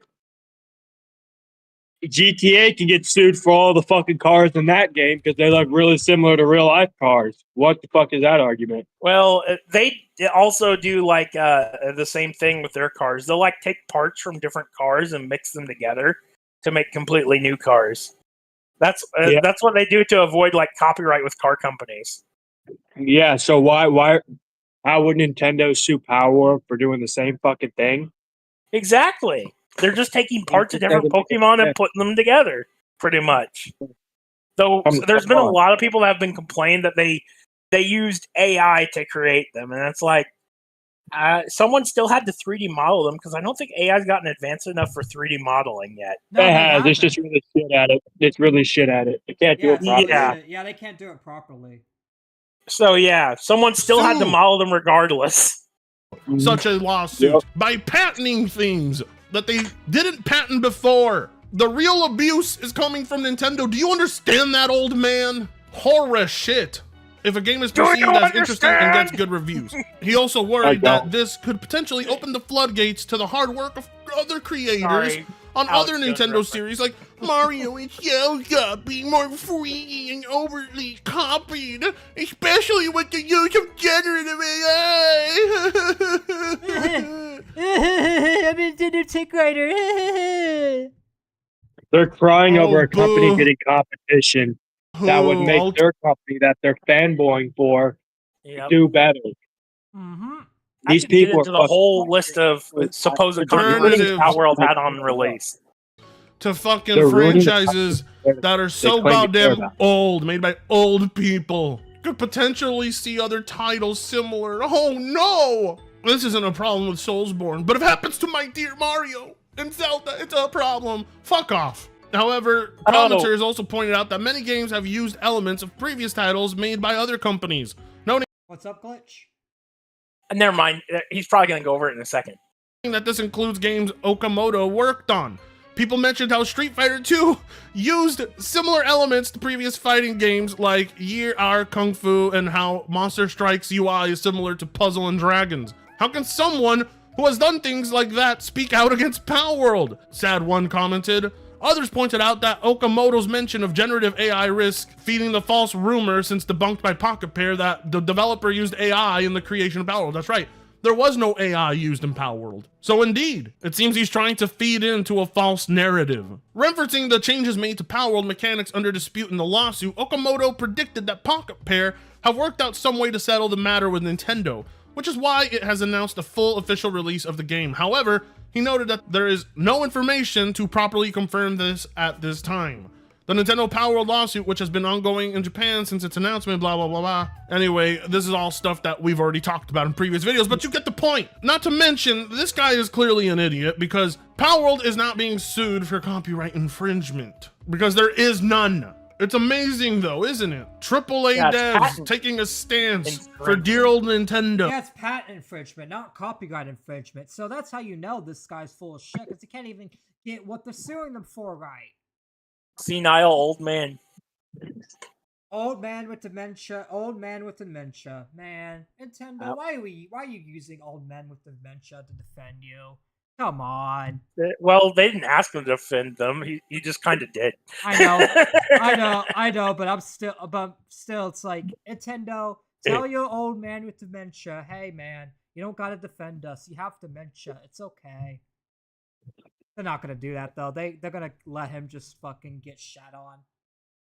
Who constantly abuses its own users. I mean, it's his fault. Just because you have dementia doesn't mean you get to act like a fool on the internet. We don't even know if he has dementia, but it's still funny. It's a joke. No, that's just a joke. Honestly, I'm not surprised if he does, though. He might. He actually might. Look at him. He looks like he has dementia. Wait! Don't say that too many times. He might just sue you. Dementia. Sorry. Dementia. Uh-oh. That's like what? 9 lawsuits right there? Dementia 10? Dementia 11? Dementia 12? Uh-oh, I'm getting sued 12 times over. And rips off other people's work and redistributes it. They get all the defense in the world. But PocketPair, who has literally done nothing wrong, is seen as the enemy because, again, the AAA devs huddle together, they group in swarms and stick up for each other. What this guy it's amazing looks like, to see somebody who clearly... It's in the video. Have you ever seen a man from Kentucky who's kind of bald? He looks like an Asian bald man from Kentucky. Like, you know how like we have fucking real. They all have that same fucking look, and they always wear their eyeglasses on top of their head. This dude is literally somehow a Kentuckian who literally just molded into an Asian person. What the fuck? What the fuck? Now that I think about it, he kind of looks like my dad, but Asian. And with dementia. Oh, yeah. Doesn't even understand what the lawsuit is about. Too. You ever seen these people? I think I have, yeah. Oh, no, yeah, I have. No, I know what you're talking about too. I have, because I lived near Kentucky. I lived near the Kentucky border. Yeah, because like there was one predominant family who was in Kentucky for a long fucking time, and a lot of those people like they kind of like came from that area. Dude, I just realized his hairline's all the way back there. I think that's his hairline back there. Try to wait. What the fuck? speak out about look it. at it. It's like this big black patch in the back. Dude, just shave the rest of your head already. I think that's his hair back there. Yeah, The side of the company. that is. What the Clearly, Dude, just shave the rest of your head. You look stupid. If I was him, I would have shaved that shit immediately. I wouldn't even let a photo like that come out there. Who knows? Maybe I'll go to Japan and do it for him. fault. It's proof that a lot of Balding Day's not so good. Defense, a lot of the rhetoric for Balding Day's not. Oh, what's up, Mr. Deadman? And no, it's not so good. Look at this shit. Bro literally has fucking. Bro's literally balding with dementia, and instead of shaving his hair, he's gonna spend his. He forgot to shave the rest of it off. Hold on. He's gonna spend his retirement defending Nintendo instead of taking care of his hair. He's like, technically not retired. He's working at some. Off, bro. He forgot to shave the rest of it off. That's the problem. He can't. He has dementia. He can't find. He has dementia. Wait, he forgot to shave. Wait, hold on, Dan. Hold on. He can't find a cap. No, he can't. Like, where's this? That's a good question. Where's your hat, bro? Like, why not wear a hat at least? If you're gonna keep. And your you're hair trying like to do a Hadoken? Seriously? Hadoken. Hadoken. I'm trying to tell you guys, he has dementia. He forgot to shave the rest of it off. Wait, is he Chinese? Or I mean, is he Japanese Joe Biden? He is Japanese. He's doing his Biden blast. I mean, Joe Biden wore a hat sometimes. This guy he doesn't. LMAO. Alright, let's continue. Just comes from misguided, misinformed, foolish old men who haven't had relevancy in the industry since the last time their fucking ball sacks worked. I gotta see some of these comments though. But tell me what you think in the comments. Like, comment, share, and subscribe if you so choose to. With that being said, all right. Well, I'm gonna tell you what I. Hold on. Oh my God, Thunder actually agrees with me. Yeah, I agree with you too. But here's what I'm gonna tell you. I'm gonna tell y'all my thoughts right now. This guy doesn't know what he's talking about. He's not a current game developer. Not only that, but he's comparing people who play Power World to fucking criminals. Like comparing PocketPair to a criminal organization. Like, how stupid are you? What has PocketPair done that's criminal? Besides, being better than Nintendo. Like, what have they done that's criminal besides be better than fucking Nintendo? You know what I mean? Like, this guy's just gonna throw all allegations at PocketPair and say you shouldn't play it, but then never even played the game himself. Like, the dude's just fucking ball washing because he's clearly biased for Nintendo. That's all it is. He's biased for Nintendo. He's probably played Nintendo his whole life because he's an old head. So he thinks he has to defend Nintendo and shut down and go after stuff like PocketPair that have an actual competition. Like, these games are actually having competition. They're putting quality work. They're making the game entertaining. They're having a good storyline. The graphics don't look like 2007 bullshit. They look modern. And people like this guy are mad at that. They're mad that Power World and PocketPair can make a better game than Nintendo, a multi-million-dollar company. All right. I have to walk home and my phone's really dead, so I won't be watching the stream. I'll be in the call, though, giving my opinion if you guys can explain it to me. All right. We are going. We'll try our best. We're going to our last segment anyways, so. I'll send you the video later, though, Dan, if you need it. All right, what's the video about? It's in Demion's video he uploaded today. It's the gaming industry has completely lost their minds. Yeah, this video is actually insanely. I know you've noticed that the. What's up? Oh yeah, Glitch. Explain what's going on in this video too, because I have not seen. It's actually really interesting. He's talking about how the modern gaming industry's behavior is matching that of the story of Final Fantasy Tactics 30 years later. From the date the game, from when the game was made. Yeah. Yeah, 30 years later. I mean, are we surprised? No. Yeah, and he brings up a lot of deep comparisons here, and it's actually kind of it hits differently than some of his other videos. Yeah. Between people. All right, let's get right into it. 3, hey, 2, right 1. into the news. It's only been. Let's get right into the news, and let's get right into shitting on. Well, let me see if I can hear it if I put the video on. Let me All right, check. well, I'm gonna. All right, well, hurry because I am on a little time limit. All right, play the video. Let me see if I can hear it when you play it. All right, 3, 2, 1. Growing worse as time goes on. Political struggles are fracturing friends into enemies, and the game industry has become ravaged by this as well. It's no hyperbole to say that the absolute state of modern gaming and entertainment as a large has become nothing short, but a constant ever-war of nonsense at the best of times. Games have become very political. It's pointless to try to claim otherwise. Yes, and he brings up a good point. Literally, every game in 2025, or most of them, has become political. Every time you talk about it games, was last year too, and the year before last. Yeah. And every time you talk about a game, it's always politics. Yeah. They brought. It's been getting more and more politically charged since 2018 as time goes on. You know, it's funny. It's funny. Hold on. Let me finish. It's became worse. It's became really worse, really bad. Everything has to be political, not just video games. But the video game industry has been hit so bad. What was it going to say, Dan? Oh, yeah. These same motherfuckers that say video games are political have never played Balloon Tower Defense 2. How political is that, huh? They're the same motherfuckers. There's these same fucking idiots say art is political.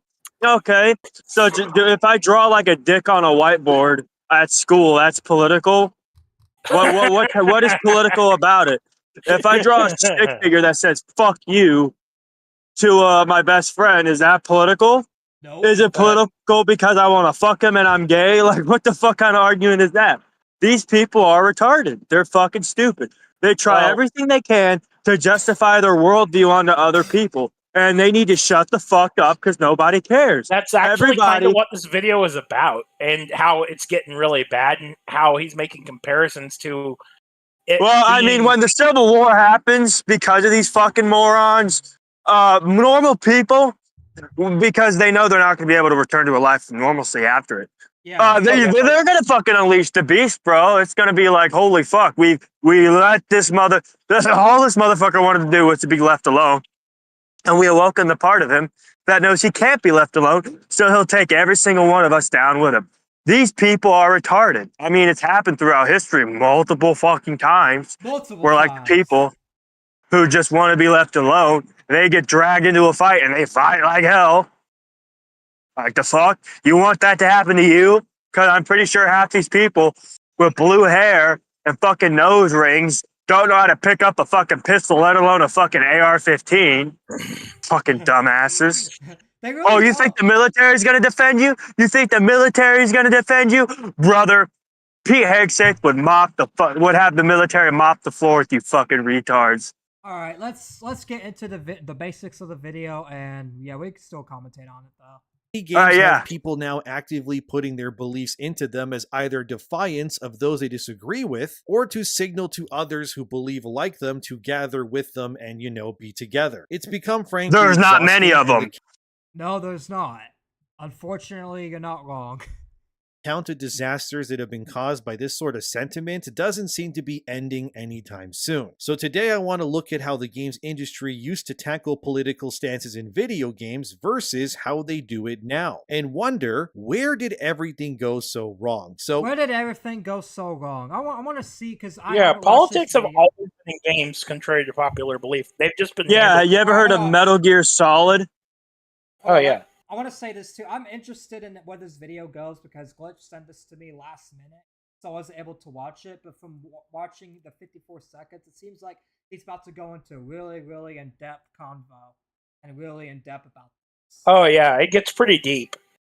Yeah. One thing about Endymion is I've been playing he's Final Fantasy Tactics: The person. Ivalice Chronicles. Full disclosure, I did get a free code from Square Enix to play the game, although I have also bought the game physically myself because, well, Final Fantasy Tactics is legitimately one of my favorite games ever made, and that's What was that, Dan?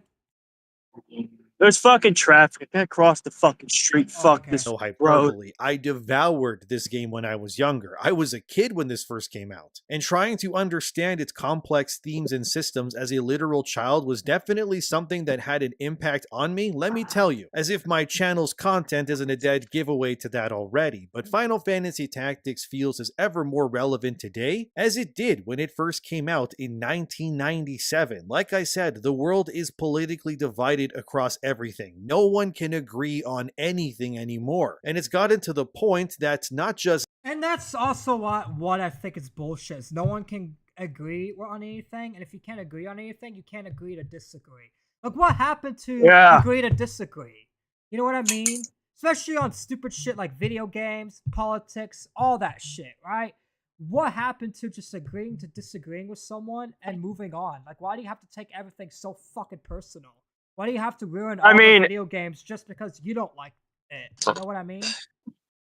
I think it's especially worse with politics. I mean, video games is always going to have this shit, right? But, like, the reason politics exists is to, like, give views how, like, something should be run. For example, a country or a state or a nation. Obviously, but, you know, like, people should agree to fucking disagree. That way, if we can come to a common ground, we can elect somebody who is able to fulfill that role, right? You know what I mean? Yeah.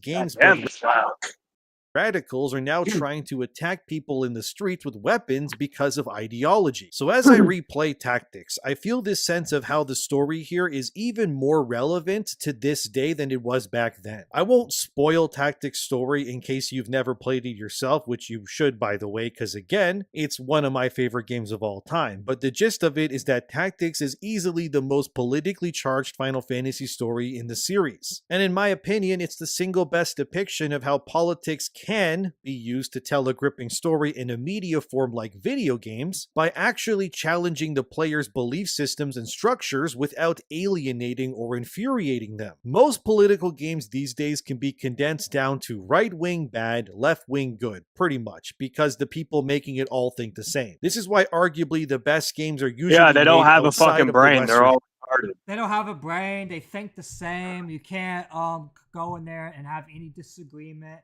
It's a hug. Oh, yes. Let me tell you something. Right wing bad, left wing good. Who founded the KKK? Left wing Democrat. Who abolished slavery and died for it? Right wing. Perpetuated the movement that the left and right wing switched in order to gain the black vote and keep them on the political plantation. Democrats did. What happened? Sorry, left-wingers, that's exactly what happened. But you're not going to fucking change that by writing gay retards in a fucking video game. Sorry. It's not going to change what the facts are. Just because you write a transgender fucking stupid fuck in a fucking cartoon doesn't mean it's going to change the fact that your party created slavery and fought against people who wanted to abolish it, you fucking morons. And now... stop putting that retarded shit in our video games. Fuckheads. And not only that, but... they're literally also canceling the same people that fought for slavery, the Republicans. I mean, fought against slavery, I meant. Yeah.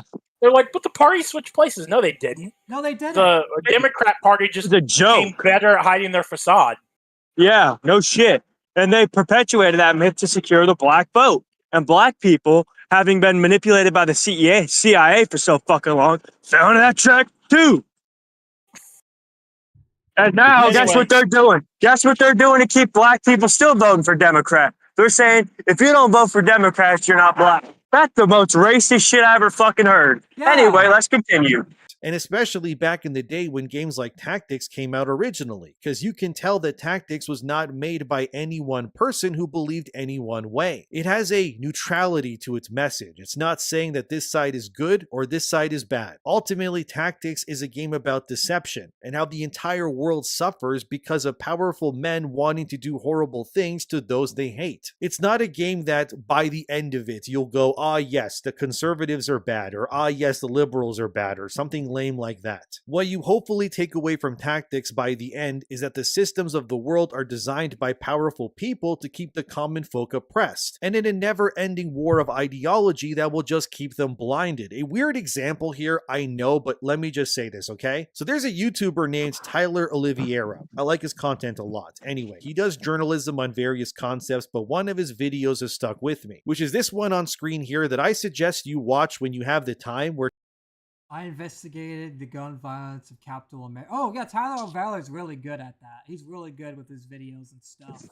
Yeah. Tyler interviews actual gang members in America and how they live their lives and roam the streets with automatic weapons in their hands, just looking for fights every single day. I won't show you any footage from his videos, probably because his stuff is copyrighted to be safe, but in that video at one point, Tyler is walking with actual gang members. And then he asks the gang members if they even know why they're supposed to hate the other gang members who oppose them, either by owning a certain block to sell their merch or whatever else. And these gang members, all young in their 20s by the way, they just stand dumbfounded and unable to tell Tyler exactly why they're even fighting this gang war in the first place. They're simply hating these other gang members and waging this war of territory because it's all they know. They don't even know the names of the people who started this war in the first place. They have no clue how all this bad blood even began. All they know is that they have to fight it every day, and they're all willing to end other people or have their own lives taken, or their friends even, for a senseless war over concrete corners outside convenience stores because of some blood feud between people from both sides that they don't even know the names of, or they're probably not even alive anymore either.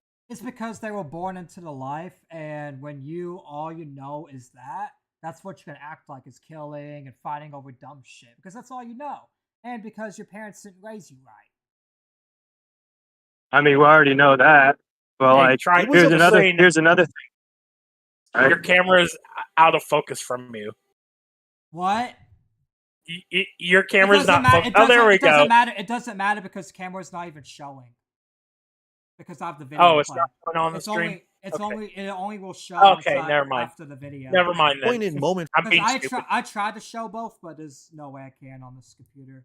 I don't know why. Okay. For me while watching that video, it showed how young men are willing to die for the ideals of old, bitter, dead men without even realizing that they're just being manipulated into just selling their souls for something that is clearly not worth fighting for. Circling back to Final Fantasy Tactics, that's a big theme of that game. Again, like I said, weird segue with Tyler Oliveira's content, I know, but it works. And there's many moments in Tactics' story where you'll just see regular faceless soldiers who don't even have names discussing how they don't even know why they're fighting this war anymore themselves, and it adds depravity to the situation that these soldiers, who were also not even given the right to have their names displayed when they're talking on screen to you, are then placed as mere obstacles in front of you as the player is set to slaughter them so that you can further your campaign in the story. It ends up making each battle feel memorable, but at its core, it makes the bloodshed senseless. Knowing that you're cutting down these squires and mages and archers and more, yet they don't even really know why they're fighting you in the first place. They just know that they've been conditioned by the hate spewed in their ears for all their lives by those above them to continue this slaughter simply because it's all they know. There's a moment in Tactics, it's not a spoiler, don't worry, but it's later on in the game when Ramza, that's the main character, is sitting at a bar. And the barkeep then asks Ramza what kind of drink he wants, offering him alcohol and such given where he is. And Ramza then asks for a glass of milk, which the barkeep understands the weird demand, noting that only men who have seen too much bloodshed and human depravity firsthand would ask for something so mundane and neutral in a tavern meant for,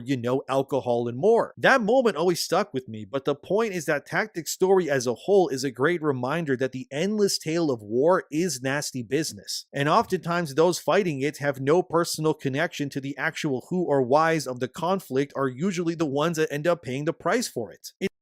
Yeah, they're basically fighting for no reason, just to please the government and continue this political divide that people are trying to. Remember when there was a small point in time where politicians used to fight in wars, like George Washington, shit like that? Yeah, in the early America days, yeah.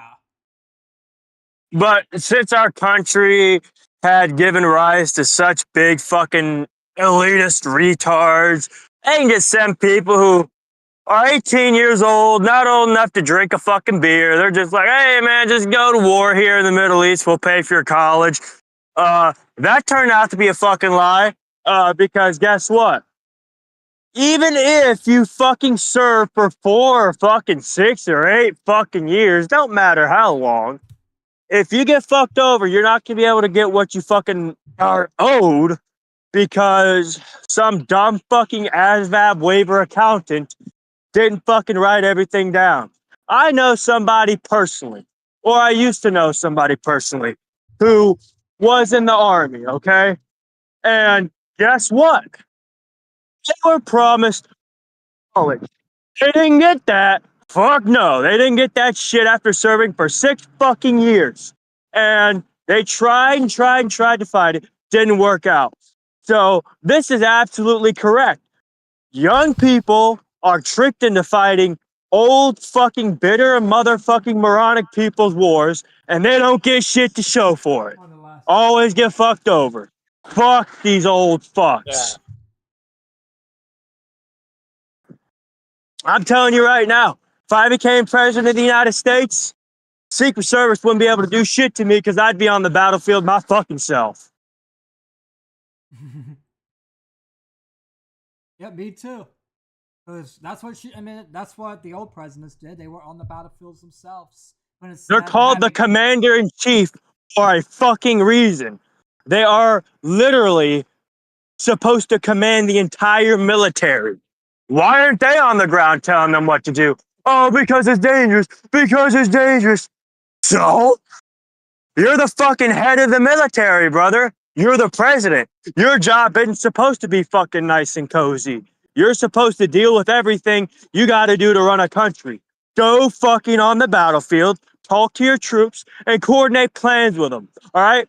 And tell these stupid motherfuckers at the top, like Pete Hegseth, who's already been a soldier, so I don't think I should talk that bad about him. He's already done the life, but he should still, as the Secretary of War, be on the ground with his fucking troops, which he does. He trains with his troops.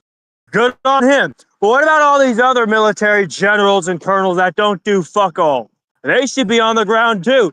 In fact, I think they should be in a squad with a bunch of troops as well. All right, in combat. They should. Because they're the head of the military. Because too many of these fucking colonels and too many of these generals talk shit about lower enlisted like they own the fucking military, which they don't. Because if they actually wanted to own the military, they would be the people in the fucking bottom. Because guess what? The generals and colonels can't run a fucking military if they don't have the lower enlisted doing the fucking grunt work. And that's a fact. In fact, the military they take orders from these people, and I feel like if you give the orders, you need to also do the orders yourself. Yeah, there's a bunch of clusterfucks that happen because some dumb fucking butterbar lieutenant couldn't do the right fucking thing. What does this remind you of? What does this remind you of? Oh, a lot of these retards that make video games. They are told what to do, right? And then they do the opposite and fuck everything up. Bunch of retards, all of them. And not only that, but the video game developers that do these games don't even play their own games. No shit. They fucking virtue signal to an audience who's not even going to play the video games, and they don't play it either, then they fucking ruin it. Could not exist in modern day if it was written today, especially by westernized game developers. Because the people making games in the West right now have at least become conditioned, like those drug dealers in Tyler's video, to simply hate people they don't agree with on things they never took the time to really understand anyways from their perspective. And the same could be said for players in general. I mean, there's a lot of hate out there. If you watch my channel, especially in the past year alone, I've said many times that I wish things were more moderate. I wish it wasn't so black and white, like so many view the world these days. But this hatred is just poisoning everything, and it's leading to why so many games and entertainment these days is just propaganda that's either belittling, gaslighting, or just attacking other groups almost all of the time. But as what happened to just having fun just because you want to get off work and play a video game? What happened to that? What happened to that error? We can't have that because people said that was a fucking offensive to women. Yeah. Apparently. Because women couldn't play Call of Duty or they were getting shit talked. Oh, big surprise. Women getting called whores in fucking video games. You know what I was called when I was fucking 12 years old on Modern Warfare 3? I was called a faggot, an N-word, and a Jew. I wasn't even black. I wasn't even gay. I was still called those fucking words. Being called a whore is the least of your fucking concerns, right? But no, Anita Sarkeesian fucking ruined that shit with Gamergate. All right, I'm fucking telling you right now. We can't enjoy things because, and this is always how it fucking goes down in history, all right? This is how it's gone down for a multitude of generations, all right? Guys enjoy something, right? Guys do the thing they enjoy. They don't immediately include women. All right, guess who get mad? White women. White women get mad. Why are we able to do this? They bitch and bitch until we fucking invite them to do the things that they were yelling at us to do.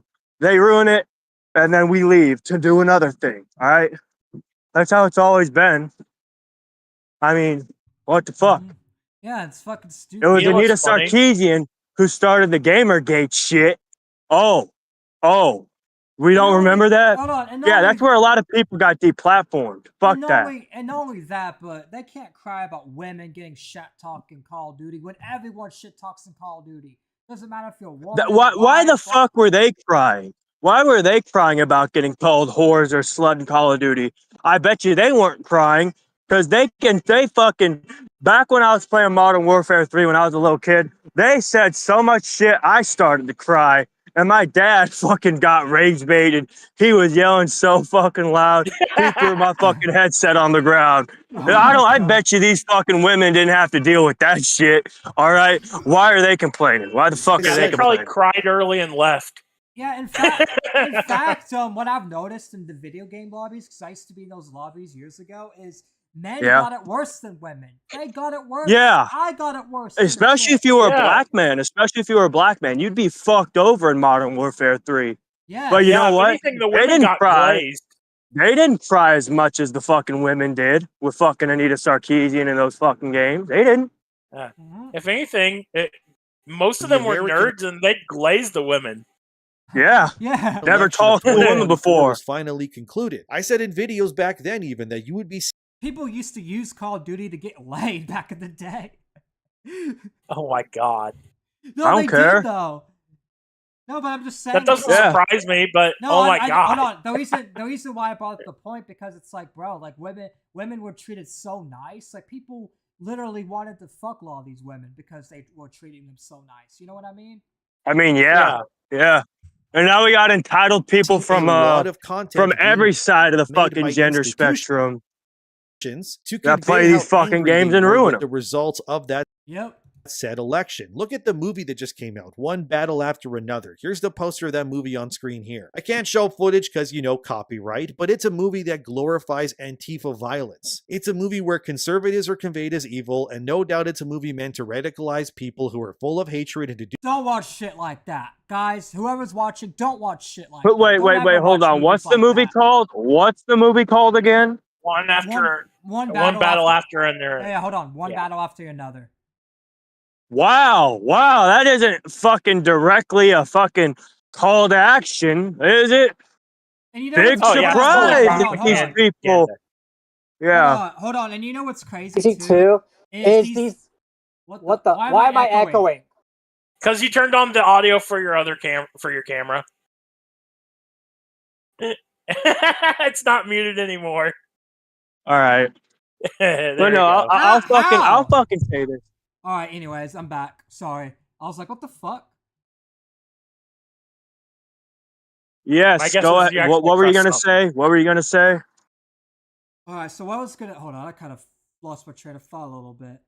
Let's see the video. All right. Doing things they wouldn't normally I do. was just going to say this. Yeah, hold on. Okay, now it's no. Okay, before I lose my train of thought, I know what's going to say. It was about that movie. You know, they're trying to claim that the conservatives start everything. They're making conservatives evil. You know who starts all these battles? The left. Them. Yeah, they started. Yeah. So why are you making a movie tied to one battle after another on battles you're starting? I mean, it's like the feminist shit, right? It's like the feminist shit. They're simultaneously a victim or empowered, all right? So they choose which one fits them best, depending on the situation. There will be those that will praise it regardless, like IGN, who give it a 10 out of 10 if you can believe it. Or, for example, Peacemaker Season 2, as seen here as well, is all about an alternate dimension where the Yahtzees won the war and cleansed the planet of all people except white people. Sure, it's from the comics, it's called Earth X, but the delivery is such a story at this particular... If someone made something like that about, like, other races, they call it racist. Because it's targeting white people, no one's going to cancel it or call it racist. Exactly. I mean, let's be honest. Let's be fucking honest. Hitler didn't just think white people were Aryan. You know, he had some fucking Jews in his ranks too. It's not just black and fucking white, okay?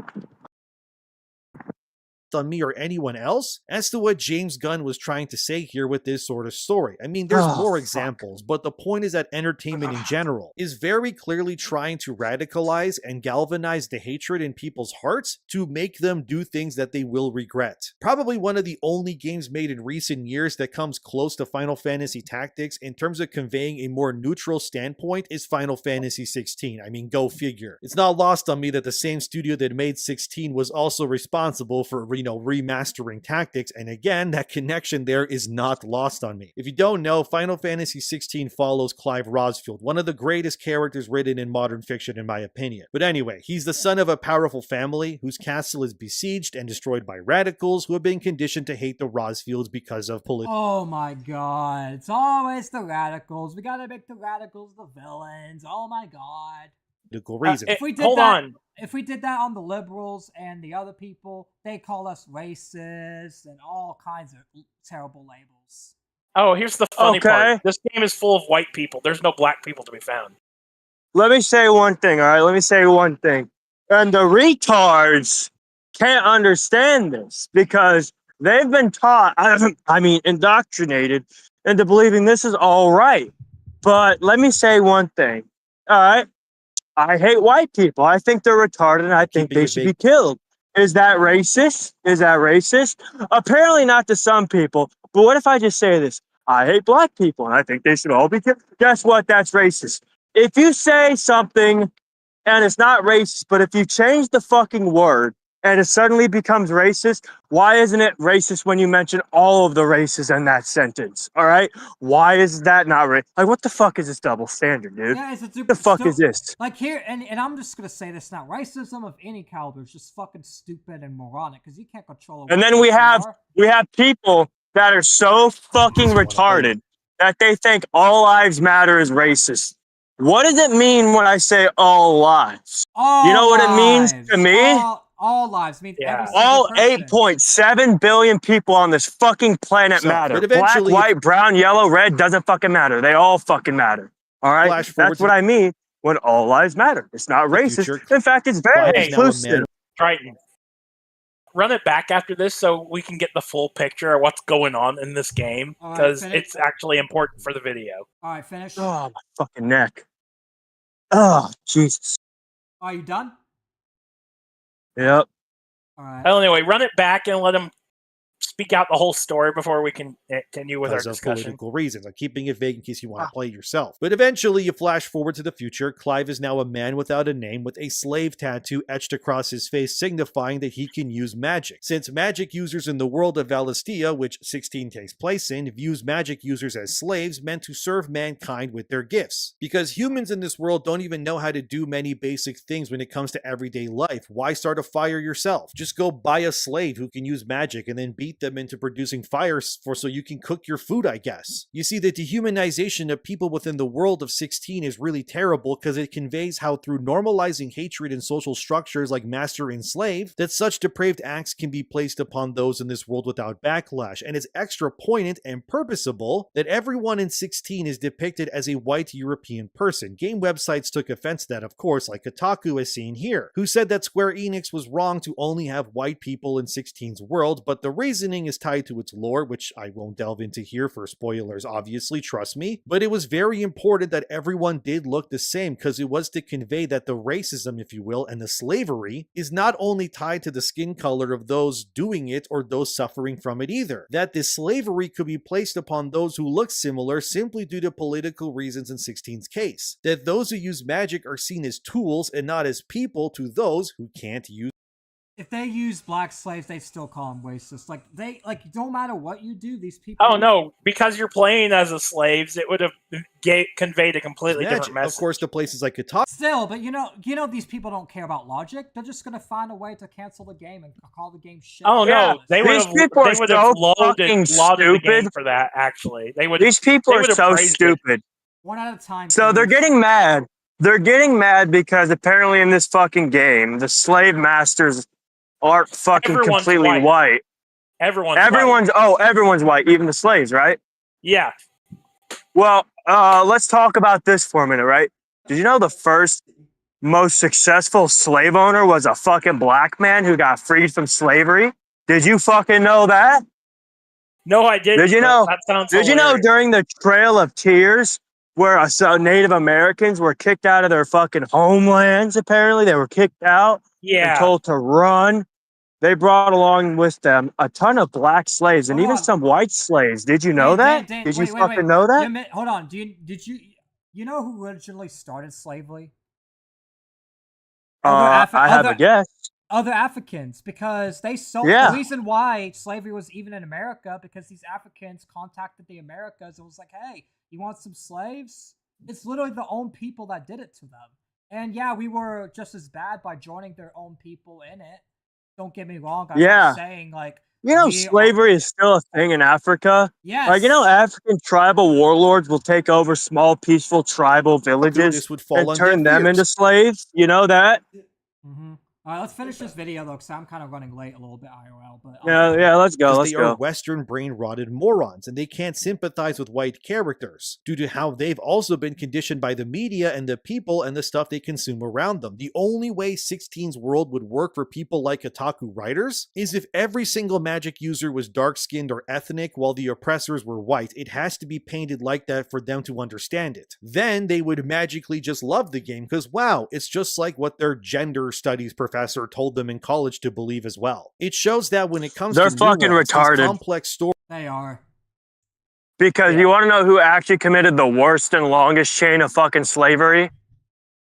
You know, Arabs? Near Africa. Yeah, it was Arabs. Yeah, it was. It was people in the Middle fucking East, right? Mm-hmm. Specifically, the countries where America fought in during the fucking war on terror since 2003. Yeah, they enslaved a lot of people in those areas. You know what I mean? That same hateful for retort. thousands of years. How many times have you seen a video where someone is asked why they hate something by someone else in like an interview, and they can never come up with a reason for why they hate the thing in the first place? Like you've probably seen. It's because people don't want to fucking have discussions anymore. They just want to hate something just to hate something. Yep, that is true. He goes into this too. A clip online of a podcaster say, "Why is Trump racist?" or whoever else, and the person being interviewed, who is usually someone who opposes that, will just say, "Oh, because they're racist," and then it's because they're just like those drug dealer guys from before. They have no reasons. They don't know. Everyone's brains have just become so brain rotted by these institutions and rhetoric around them. Kind of what happened the other night from some training trash I'm not going to name. They don't even understand why they hate the things that they're told to hate anymore. It's just, I hate this. Why? I don't know. Because I've been told to hate it, I guess. I like to think I try to give reason and nuance to why I talk about the things that I do. If I think something is wrong, I won't just say that it's wrong. I'll give you examples. I'll compare it to things because I think blindly just hating things is kind of pointless. There needs to be a reason for such emotions to be felt in the first place. But in the world that we live in and the media that's being created recently, this couldn't be further from the truth, and it's not not getting better. After all, as seen here from Eurogamer, over 50% of the layoffs in the game industry in recent years are all from people who lived in California specifically. Like, you may think I'm lying. How can that even be a real thing? But it is. This was also said by Amir Sadvat, who is also an activist himself. But here's what he said while winning his Game Changer award. Over 70%, and in some years 75% of the layoffs have been in North America. North America used to have 30%, 35%, 40% of the open roles, and that number is now down to 25%. He said more. And here's another stat. Over 50% of the cuts globally have been in California. California AAA is like the epicenter of the difficulty. There is opportunity, but it may be that if you want to stay in the industry, being open to going to places like China, like Japan, not forever, but for some amount of time, that's going to become a larger part of the equation. What is the possibility, that the majority of layoffs in the Western game industry also coincidentally fall within the same area where rampant woke liberalism also reigns supreme? Yet despite this, people will refuse not to see that the ideologies being pushed and the hateful brainwashing is the root cause of all of this. Instead, it's simply a problem that needs fixing, yet the solutions are never given. You can't solve hateful brain rot like this by simply putting your hands in the air and saying, wow, this is bad. There is a cause to all of this. There is a problem here. We know this because EA just got bought by Saudi Arabian investors. We know this because BioWare is currently crapping their pants, wondering if they'll even exist tomorrow due to that merger. I hope they don't. I hope they fail. I hope they fail. Which is really all you can call it, is suffocating and destroying this industry that is ripe with potential. Circling back to Final Fantasy Tactics, this is why I mean this game's story and themes are more poignant than ever before, because it shows, as does Final Fantasy 16 as well, that you can have political elements in your video games, and you can use politics in your stories and themes to create. You can, but you have to do it right. Yeah, you can. I mean, like Metal Gear Solid did it pretty well. Content that people do want to play and won't boycott, like so many other games have tried and failed in the past. But in order to allow that, you want to know how they failed? You want to know how these fucking games failed at pushing a political message? Because they fucking bashed you for not believing in it, and they fucked up the game in the process by saying, "Oh man," they try to shove it down your throat too, and at that point. Nobody's gonna fucking take something they're forcibly shoving down your fucking throat. Yeah. It's like, I can't get a baby to eat spinach if I shove it down his fucking throat. I have to pretend to give it something else, all right? Yeah, and that's the thing. It's like these people shove it down your throat and they expect you to want to play the game. It's like, no, we're not going to play a game of something that you're calling us evil and you're being absolutely biased and you're saying, oh, if you don't agree with me, you're fucking evil. Like, you got to at least open some form of disagreement. And here's another thing to say. I said you have to pretend to shove it down their throat, right? Well, guess what? If the baby finds out you're shoving fucking spinach down his throat with fucking ice cream, it's going to flip the fuck out. What you have to do is wait for them to be ready to hear it. You have to fucking wait for people to open their fucking minds and accept the message you're trying to push. But if they're already there and you try shoving it down their fucking throat, they're not going to accept it either way. You have to make sure you're not doing it in an intrusive way or a sneaky fucking douchebag way. All right? But these people can't fucking understand that. They're too retarded to do that. Mm-hmm. Exactly. One is that if you use politics in your game's themes, you can't vilify everyone that you disagree with as the enemy, because it's not black and white like that. Tactics, for example, makes everyone a sinner. Modern Western game slop makes the liberals the clear good guys all of the time, and that's it every single time. It's not the same at all. You can't talk politics in games if you're unwilling to realize that every side is flawed. I like to think that I'm more moderate. Sure, some will think that I'm far right, which I don't think I am, but criticism has to be laid on the people calling me like far right and right just for having that Jutsu guy in the server. It's like, bro, people will call you. Well, you know what? Fuck that. I'll say this, all right? Who's the one that commits the most fucking heinous acts against one side? It's obviously the left, right? So if you're going to consider me far right, I'm an independent. All right, I'm an independent voter. All right, I vote for who the fuck I think is the best choice in the political party, which is why I criticize right wingers and left wingers. But guess what? There's hardly shit I can criticize right wingers for, because everything the fucking left makes up about them is a fucking lie. And the left are doing the same fucking thing that they're accusing the right of doing. So why the fuck would I call out the right for something that the left is lying about them doing when the left is doing the fucking thing they lied about the right doing? Exactly. What the fuck? These games, because they're exactly, and that's the thing. They want a double standard, so the left can do everything and the right can do nothing. It's like, bro, every time a left winger calls a right winger racist, I just roll my fucking eyeballs to the back of my fucking head. Like, really? You're calling a Republican a racist? Racist? Hey, Dan, you know what's crazy? When I say I'm a centrist, I get called a racist. It's like, oh, you're not left, okay. you're centrist. It's like, bro. At this point, I don't give a fuck. Just because you're not left, it doesn't make you racist. Like, come on, that's so.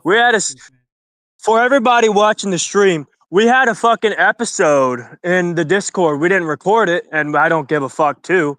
Some dude came in here when we were fucking talking. All right, joking around. Might as well name the name, because if you're gonna talk about him, I don't like that pussy shit. You might as well just. I'm not naming that fucking retard. I'm not naming him. Fuck that. I'm not giving him attention. I'm just talking about the situation.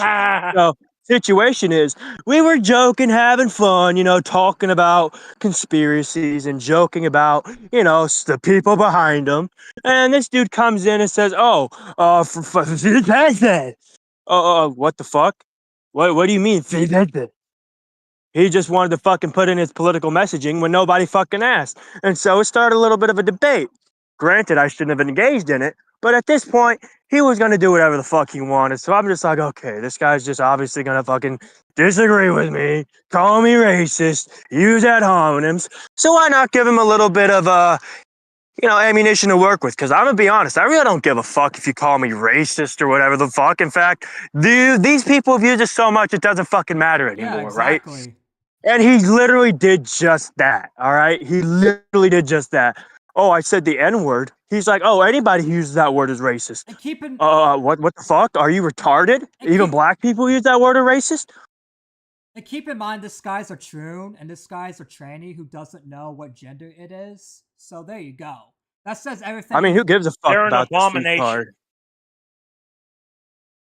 Yeah, use that against us, motherfucker, if you're watching. I don't give a fuck. You ain't gonna do shit. You're just going to keep on spouting your bullshit, and nobody's going to care, because people like you are the boy who cried wolf. You cried wolf so many fucking times, nobody gives a fuck what you have to say. Right? In fact, if you're watching, please fucking shoot yourself and fucking die for what you did, you fucking faggot. Yeah, and we got dirt on you, so don't even try anything. Yeah, you have fucking CP, faggot, you pedophile. Anyways, let's continue. Because I don't want to talk about that pedophile, otherwise it's just going to start a war. Because I like naming names. Yeah. I want to just call that person a fucking pedophile because they have CP of. Okay, let's just continue. They have CP of themselves and others.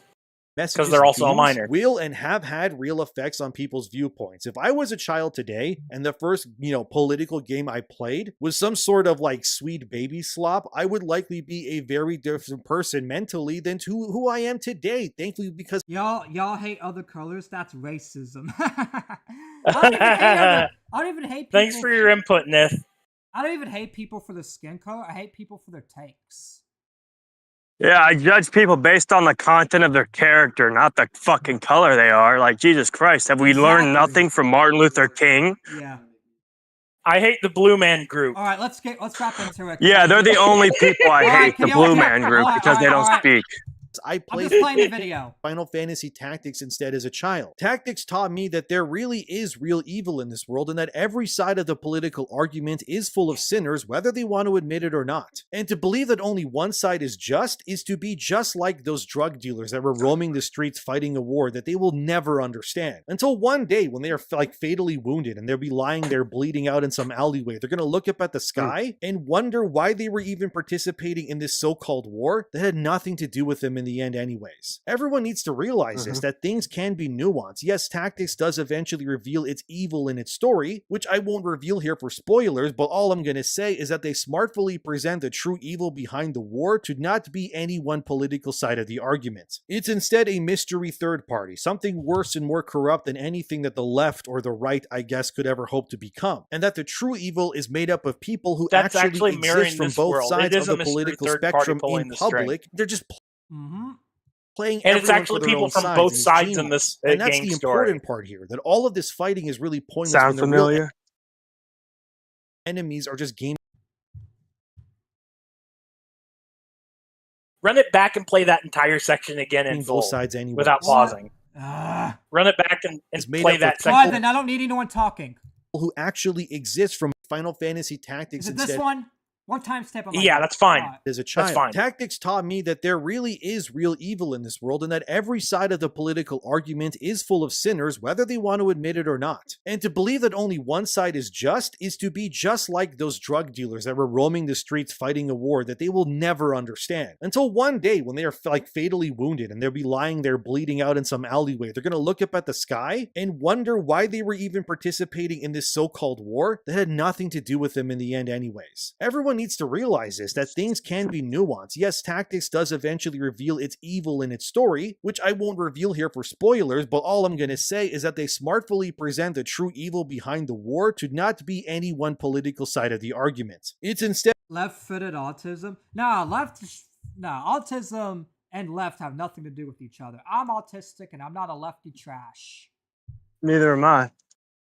A mystery third party, something worse and more corrupt than anything that the left or the right, I guess, could ever hope to become, and that the true evil is made up of people who actually exist from both sides of the political spectrum in public. They're just playing everyone for their own sides, and it's genius. And that's the important autism hates the left. I agree, we really do. part here, that all of this fighting is really pointless when the real enemies are just gaming both sides anyways. As long as everyone continues to fight in the streets, the corporations will get bought in secret, bills will get signed in secret, and then new horrors will get made anyways. But no one can notice it because they're too busy ensuring that the people they've been conditioned to hate are defeated in the streets, not realizing that every day new equally radicalized individuals are going to be born on each side anyways, making this a cycle of violence that will never end. It will just never end, at least with things like YouTube and games like Tactics being now— yeah, because people don't know how to be nuanced. That's why it'll never end. Once we realize to be nuanced and to agree to disagree, that's when violence will end. More readily available. Yep. I hope people do try to expand their worldview more if they can, but the problem with a lot of content today is that it's no longer nuanced. It's just, this game— Is there any more important stuff in here, Glitch? Yeah, hates these. We've only got like 4 minutes left. Look at left, Insomniac right now, where they had this posted. You can see here where Insomniac posted a finger pointing with the clown emoji. The comments were all over the place with this post. They were making fun of conservatives. Are they making fun of themselves? Who are they laughing at specific? Some thought maybe it had to do with Mystique's reveal in the Wolverine trailer, as seen here from the Gamer.com, titled "Insomniac claps back at everyone calling Mystique woke." I mean, maybe some people did. I just think Mystique looks a bit more androgynous than usual is all. She's clearly meant to be a feminine woman who can change forms, but Insomniac is making her look a little bit like both sides, if you catch my drift. But regardless, that Insomniac post is exactly what I mean. Because of who they were attacking or pointing fun at, the fact was that the mere existence of a post like that is just going to start more discourse. It adds nothing is what I'm saying. It just adds to, further anger people and get them talking. And I just wish companies didn't do these sorts of things at all. Instead, I wish they just made cool games and stopped trying to divide the player base or be political, because chances are you won't be able to do that with any nuance anyways. And in Insomniac's case with Spider-Man 2 as any indicator, they're about as subtle as a nuke going off. Or you had the Indiana Jones thing, where in case you didn't know, Bethesda's Twitter page, as seen here, posted a scene from the Indiana Jones game where Indy is petting a cat, saying that the cat doesn't like fascists. And this happened right around when Charlie Kirk was assassinated, so the timing was very obvious. Again, only Western companies do this. You never see the Eastern Asian studios celebrating these sorts of things ever. I mean, at least not openly anyways. But what I think needs to be said is that anyone who agrees with these Western groups is just one wrong opinion away from being treated just like the ones they've been conditioned to hate as well. It won't take much. You can be pro whatever they advocate for. If you get caught liking a post, talking to someone they hate, you'll become just as evil as the people they hate because they've— Yep, that's how it works, unfortunately. Been told that they're awful. And because of that, it's why nothing interesting for the most part gets made by the Western companies compared to the East. They all say the same things, they all believe the same way, and thus nothing interesting is ever done. Insomniac, Bethesda, Concord, Dustborn, it just keeps going. You won't get a game like Final Fantasy Tactics in today's climate being made by people like this, because it would require them to have actual introspective thoughts that would challenge their own belief systems, which they will never do. And I'll end this video on this interview from DenFamicoGamer pocketpair.com, which is translated into English as it says here. Final Fantasy Tactics was our greatest masterpiece, and we put all our effort into it at the time. They interviewed the creators of Tactics now 30 years almost after its initial release. Specifically Matsuno, that's the mastermind, if you will, behind Tactics story and themes, and he said this in the interview, how he believes that the themes of Tactics are now even more relevant today. Here's what he said. This game was made nearly 30 years ago, during a time of many economic and political problems such as the bursting of the bubble economy and the Gulf War. In Japan in particular, the economy worsened in the aftermath of the bubble. Many companies went bankrupt and there was a recession. In this climate, Final Fantasy Tactics was released as a work depicting class struggle with the major theme of the haves and the have-nots. 30 years have passed since then, and unfortunately the environment surrounding the world has not changed. He continues. Economic disparity remains the same and the division is not a good thing. The same can be said about wars around the world. Conflicts are constantly occurring in various places, such as between Russia and Ukraine, Israel and Hezbollah, and Syria. I thought maybe it'll be a little better in 30 years, but nothing. It will not be bad. It's going to be worse in 30 years. Let's be real.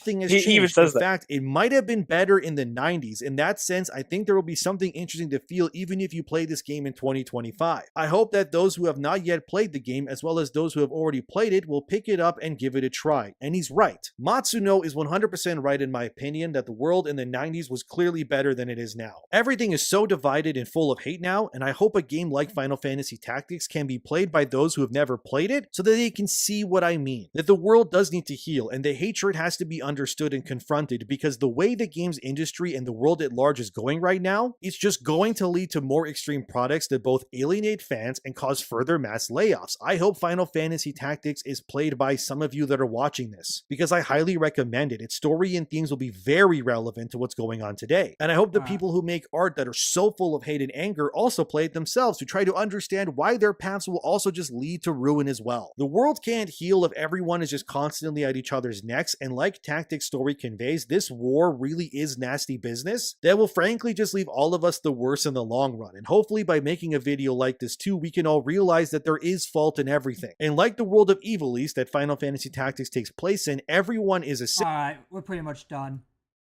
Yeah. Alright, so I'm gonna switch it to the Discord.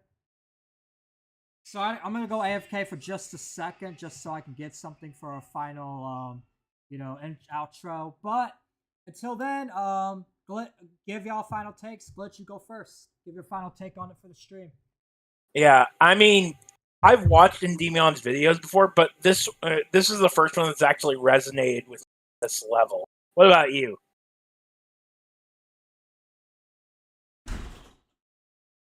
Dan? Right, my mic was fucked up. Can you repeat that question? I was trying to figure something out. I was saying, I've watched a lot of Endemion's videos, but this is the first one that's ever resonated with me in this way before.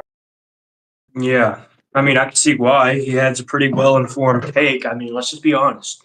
Everybody keeps fucking being retarded and thinking, oh, it's the left are the problem. Oh, the right are the problem. No, you fucking retards. The people, both of them are the problem, all right? The both of them are the problem.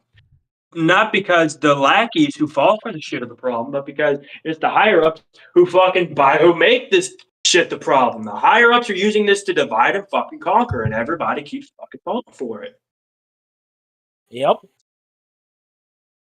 Mm-hmm. And everybody wants to fucking play team sports because that's the easiest thing to do. But guess what? You fucking do that, you're retarded. It's not team sports, motherfucker. Exactly. And my final take on all of it is, like, video games are just going to keep getting worse because everything keeps being politically divided. And if you all want to make better games and better stuff in the world, y'all have to be nuanced. Y'all have to realize not everyone's going to like your game.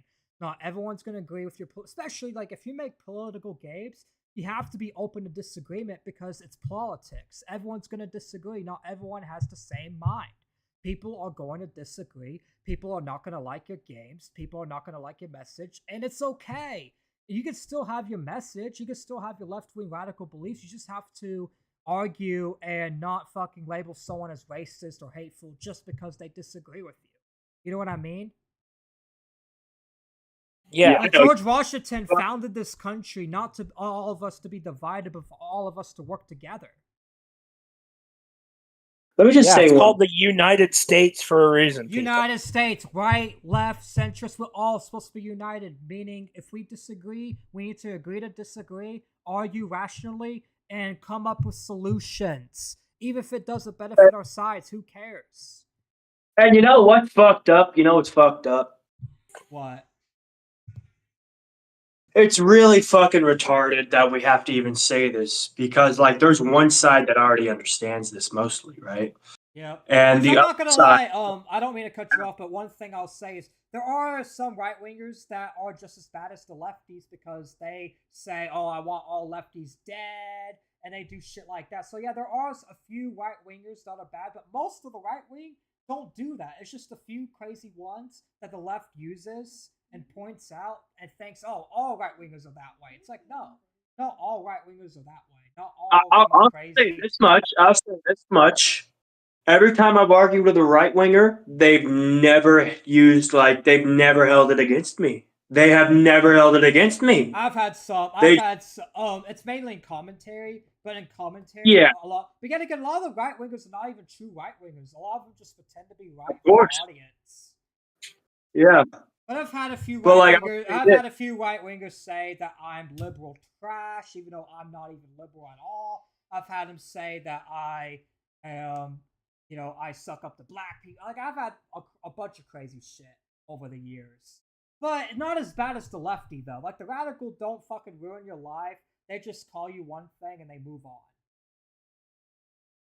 Yeah, and then later on they come back and say, "Hey, man, I'm sorry." Yeah, so and I've never had a I've never had a lefty apologize to me. But I've had several right-wingers apologize because they were wrong. Not a single lefty has apologized, even though they were more wrong than the actual people that apologized to me. And this is where it kind of gets difficult to explain this because, like, we were just watching a video that showed that both sides are really being manipulated and both sides are not absolved of sin, right? No. But, I mean, if Andy Mayan was trying to say that both the right and left are equally as bad or, like, both are not without sin, all right, well, I'll say this, all right? I mean, the left is the worst in this occasion in the United States, at least, right? The left wingers, totally. On Charlie Kirk's whenever somebody they respected died or what they wanted or somebody they wanted to use to push the agenda, they burned down fucking cities. When Charlie Kirk died, you didn't see fucking right wingers burning down cities. We were peacefully standing at vigils praying for the fucking guy. Yeah. I mean, if you don't want to go ahead and say right wingers and white men are the most dangerous part of the fucking country, I mean, how many of us burned down how many of us burned down a fucking city? No. All right. I don't think many. Nope. Anyways, wait, are you still there? Can y'all hear me? Yeah, I hear you. All right, so I gotta end this a little early, so give y'all final thoughts. Oh yeah, we're good. Dan? But you can continue, but I just let you know we gotta wrap up like 2 minutes. Yeah. Nintendo's trash. Let this suck ass. I'm out. Peace out, bitch. All right. Oh yeah. All right, guys. So let's go ahead and smoke the Nintendo and shitty video game pack, and then we're signing the fuck out. Nintendo, go fuck yourself. Nintendo fans, go fuck yourself. And the trim that we're not naming, you go fuck yourself too. We're not gonna engage with you until you're 18. Anyways, let's continue with this. Let's fucking smoke the pack. Let's go. All right, there we go.